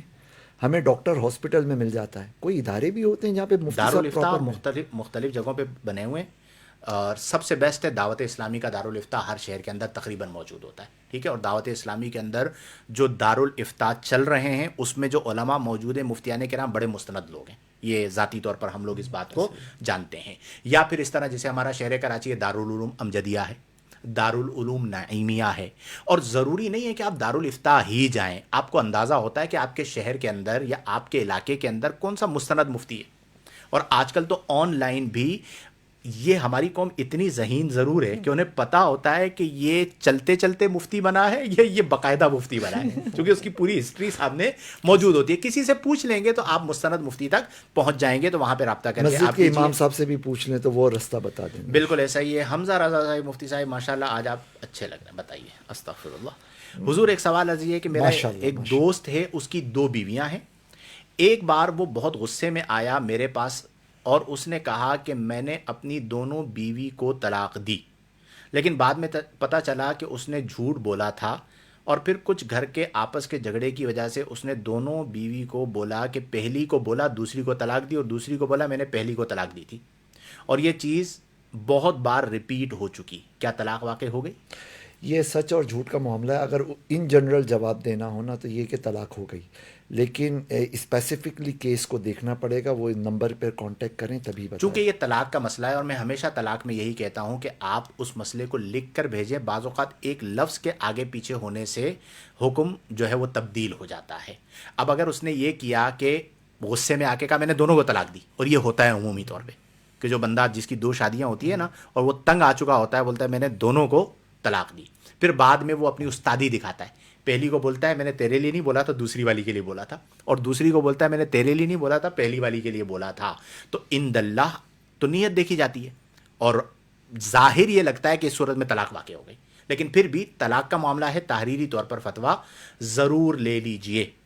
مصطفیٰ رضا آپ کی اور مفتی معاذ صاحب کی گفتگو مرحبا، کیا بات ہے جی، ماشاء اللہ، جزاک اللہ خیراً واحسن الجزا. تقریباً سوالات جتنے تھے ہم نے ممکنہ طور پہ لے لیے. ایک سوال جو تھا وہ ایک بھائی ہیں انہوں نے بھیجا ہے، اس کے اندر 5 سوالات ہیں. اللہ کل ہم اسے شامل کریں گے. سوال میں پڑھ دیتا ہوں. نمبر 1، باطنی امراض سے کیسے بچا جائے، خاص طور پر تکبر سے کیسے بچا جائے. نمبر 2، دوران طالب علمی اہل سنت میں موجود بیجا اختلافی موضوعات کو کیسے نظر انداز کریں، یا ہمارا خود اس جانب ذہن جائے جو لوگ اس متعلق ہم سے سوالات کرتے ہیں تو انہیں کیا جواب دیں. محمد ربیع النور کے نام سے کوئی بندہ ہے. تیسرا، مجھے لگتا ہے درس نظامی کا طالب علم ہے. تیسرا، طلباء علم کو چھٹیوں میں کیا کرنا چاہیے، خصوصاً نائٹ شفٹ کے طلباء کو، اس پہ بھی ہم گفتگو کریں گے. 4، ان 2 ماہ میں نئے ساتھیوں کا درس نظامی کی جانب ذہن کیسے بنائیں، اور کچھ آپ احباب اپنے دوران طالب علمی سے متعلق یادگار واقعات ارشاد فرمائیں بطور حکایت. ہمارے پاس بہت اچھے اچھے واقعات ہیں، کبھی موقع ملے گا تو آپ کو بتائیں گے. ایک واقعہ ہمارے پاس یہ بھی ہے کہ ہم ڈیپ سی میں مفتی معاذ صاحب کو گہرے سمندر کے اندر چھوڑ کر یہ دعائے حزب البحر پڑھ رہے تھے، اور ہم بوٹ لے کے بھاگ گئے تھے. یاد ہے آپ کو وہ واقعہ؟ میں اور مفتی معاذ صاحب پانی میں تھے. علامہ عثمان لاکھانی صاحب جو ہے انہوں نے ہمت کی، لیکن پھر اس کے بعد یہ واپس آ گئے تھے کہ کشتی اندر کی طرف جا رہی ہے. پھر کافی دیر کے بعد میں بھی کشتی پہ سوار ہو گیا. حضرت نے کہا میں حزب البحر پوری مکمل کروں گا ڈیپ سی کے اندر، ٹھیک ہے. اور جب ہم بیٹھے تو تھوڑی سی وہ مزاح سوجا، تو ہم نے کشتی والے کو بولا، ہم نے کہا چلو بھائی یہاں سے نکلتے ہیں. اب گہرے پانی کے اندر، مطلب بہت آگے جا کے ہم لوگ سمندر کے اندر تھے، اور ہم لوگ کشتی لے کے دور نکل گئے، لیکن یہ ماشاءاللہ تیرتے رہے، اور پھر واپس آ کے ہم نے کچھ ہی دیر کے بعد انہیں پک کر لیا. اور بھی بہت سارے مطلب واقعات ہیں، زندگی کا حصہ ہیں، یادگار ہیں، سفر کے واقعات. بالکل ایسے. اور اگر وہ آپ سنائے تو کیا بات ہے. ہاں لیکن بعد میں انشاءاللہ. یہ وہ میں کبھی موقع ملا آپ کو بتاؤں گا کہ ان کے لیے تو میں نے ایک موقع پر بہت گہرے پانی کے اندر اس کی ویڈیو ایویڈنس بھی ہمارے پاس، آپ ویڈیو بنا رہے تھے میرے خیال میں. بہت گہرے پانی کے اندر ایک ایسا موقع آیا کہ جہاں پر یا تو میں تو ڈوبا صنم تم کو بھی لے ڈوبوں، ان کو بھی میں ساتھ گرا دوں. اچھا ان کا پانی سے تھوڑا مسئلہ ہے کہ یہ گھبرا جاتے ہیں. تو ایک موقع ایسا آیا کہ وہاں پر مجھے اس جگہ کو چھوڑنا پڑا. کہاں پہ تھے ہم لوگ؟ یہ جو ڈیم تھا، خانپور ڈیم. خانپور ڈیم کے اندر ہم لوگ تھے، بالکل وسط کے اندر، اور میں نے ان کو بچانے کے لیے جمپ کر دیا. اور 3 لوگ جو ہیں وہ 2-3 روز پہلے ہی مطلب جو ہے نا وہاں دنیا اس ڈیم کے اندر بالکل. لیکن وہ موقع ایسا تھا کہ بہرحال وہ میں پانی کے اندر گیا، پھر واپس آ گیا. وہ کیا پہنا ہوا تھا ہم نے، جیکٹ، لائف جیکٹ جو ہے وہ ہم نے پہنی ہوئی تھی. اس طرح کے بھی اور علمی بھی بہت ساری حکایات ہیں. یہ زندگی ورنہ آج میں یہاں نہیں ہوتے. یہ مجھے اس کا اچھا مسئلہ کیا تھا کہ جب میں اس وقت اس معاملے میں تھا تو میرا چونکہ پاؤں جو تھے نا وہ پانی کے اندر رہ گئے تھے قد کی وجہ سے، تو مجھے وہ پانی اپنی طرف کھینچ رہا تھا. اچھا یہ مزے سے مجھے پوچھ رہا ہے آپ کو کیا ہو گیا ہے، میرا ہاتھ چھوٹ رہا ہے، ٹھیک ہے. اچھا اس بندے نے بولا تھا کہ بھئی آپ کو گھٹنوں کے بل آگے نہیں ہونا. میں نہیں ہو رہا ہوں کہ کلٹی ہو جائے گا، یہ بھی میرے ساتھ جائے گا. یہ اس تیزی کے اندر میرا ہاتھ پکڑ کے مجھے اوپر کی طرف کھینچ رہا ہے. میرے ہاتھ ہی چھوڑ دیا. میں نے کہا یار تم جاؤ میں آتا ہوں. خیر چلے، وہ بھی ایک زمانہ تھا. ادب کے حوالے سے 5ویں نمبر پر ادب کے حوالے سے بیان فرمائیں کہ اگر پورا موضوع اس پر ہو تو کیا بات ہے. ادب بہت امپورٹنٹ موضوع ہے، اس پر انشاءاللہ الجلیل ہم بات کریں گے. اللہ تعالی ہم تمام کو توفیق عمل عطا فرمائے. کل کا موضوع کیا تھا، یاد ہے کچھ؟ نہیں میرے ذہن میں نہیں. چلیں انشاءاللہ الجلیل کل بروز منگل رات 11 بجے آپ سے پھر ملاقات ہوگی. نیا موضوع ہوگا انشاءاللہ. وہ موضوع آپ کو ہماری پوسٹ کی شکل میں مل جائے گا. آپ تمام احباب ہمارے ساتھ موجود رہے. اللہ تبارک و تعالی ہم سب کو معاشرے میں فکری، علمی اور عملی پیغام عام کرنے کی توفیق عطا فرمائے. ہم سے اگر کوئی غلطی ہو گئی ہو تو اللہ کریم ہم سب کو معاف فرمائے. آپ سب سے صرف ایک گزارش ہوتی ہے کہ ہمارے اس پیغام کو دوسرے لوگوں تک ضرور پہنچایا کریں. ابھی جب ہمارا لائف ختم ہوگا تو آپ میں سے ہر فرد کی یہ ذمہ داری ہے، گزارش بھی ہے کہ آپ اسے شیئر ضرور کیجیے ایک گا. مشورہ دوں حضرت اس میں. بتائیے. ناظرین آپ جو ہے نا اپنی اپنی براڈ کاسٹ لسٹ جو ہے وہ مرتب کیجئے. وجہ یہ ہے کہ ہمارے سیل فون میں بہت سارے ایسے کانٹیکٹس ہوتے ہیں، بہت سارے وہ لوگ ہوتے ہیں جو سننا چاہتے ہیں، اور انہیں طلب بھی ہوتی ہے کہ کوئی آئے اور انہیں دین کا پیغام پہنچائے. بالکل. تو آپ اپنی براڈ کاسٹ لسٹ کے اندر وہ جب لنک شیئر کر دیں گے تو میرے خیال میں ایک وقت کے اندر سینکڑوں اور ہزاروں لوگوں تک یہ پیغام جو ہے وہ جا سکتا ہے، اور یوں علم کی ایک بہترین خدمت جو ہے وہ اللہ ہو سکتی ہے. کریم ہم تمام کے ماہ رمضان کے روزوں کو، تراویحات کو، عبادات کو، صدقات کو اپنی بارگاہ میں قبول فرمائے. ہماری زندگیوں میں نور عطا فرمائے. ہمارے باطن کو نور سے منور فرمائے. نبی کریم صلی اللہ علیہ وآلہ وسلم کی نگاہ خاص عطا فرمائے، اور قرآن و سنت، شریعت و سنت اور احکام شریعت و طریقت کے مطابق زندگیاں بسر کرنے کی توفیق عطا فرمائے. آمین بجاہ النبی الامین. وآخر دعوانا ان الحمد للہ رب العالمین.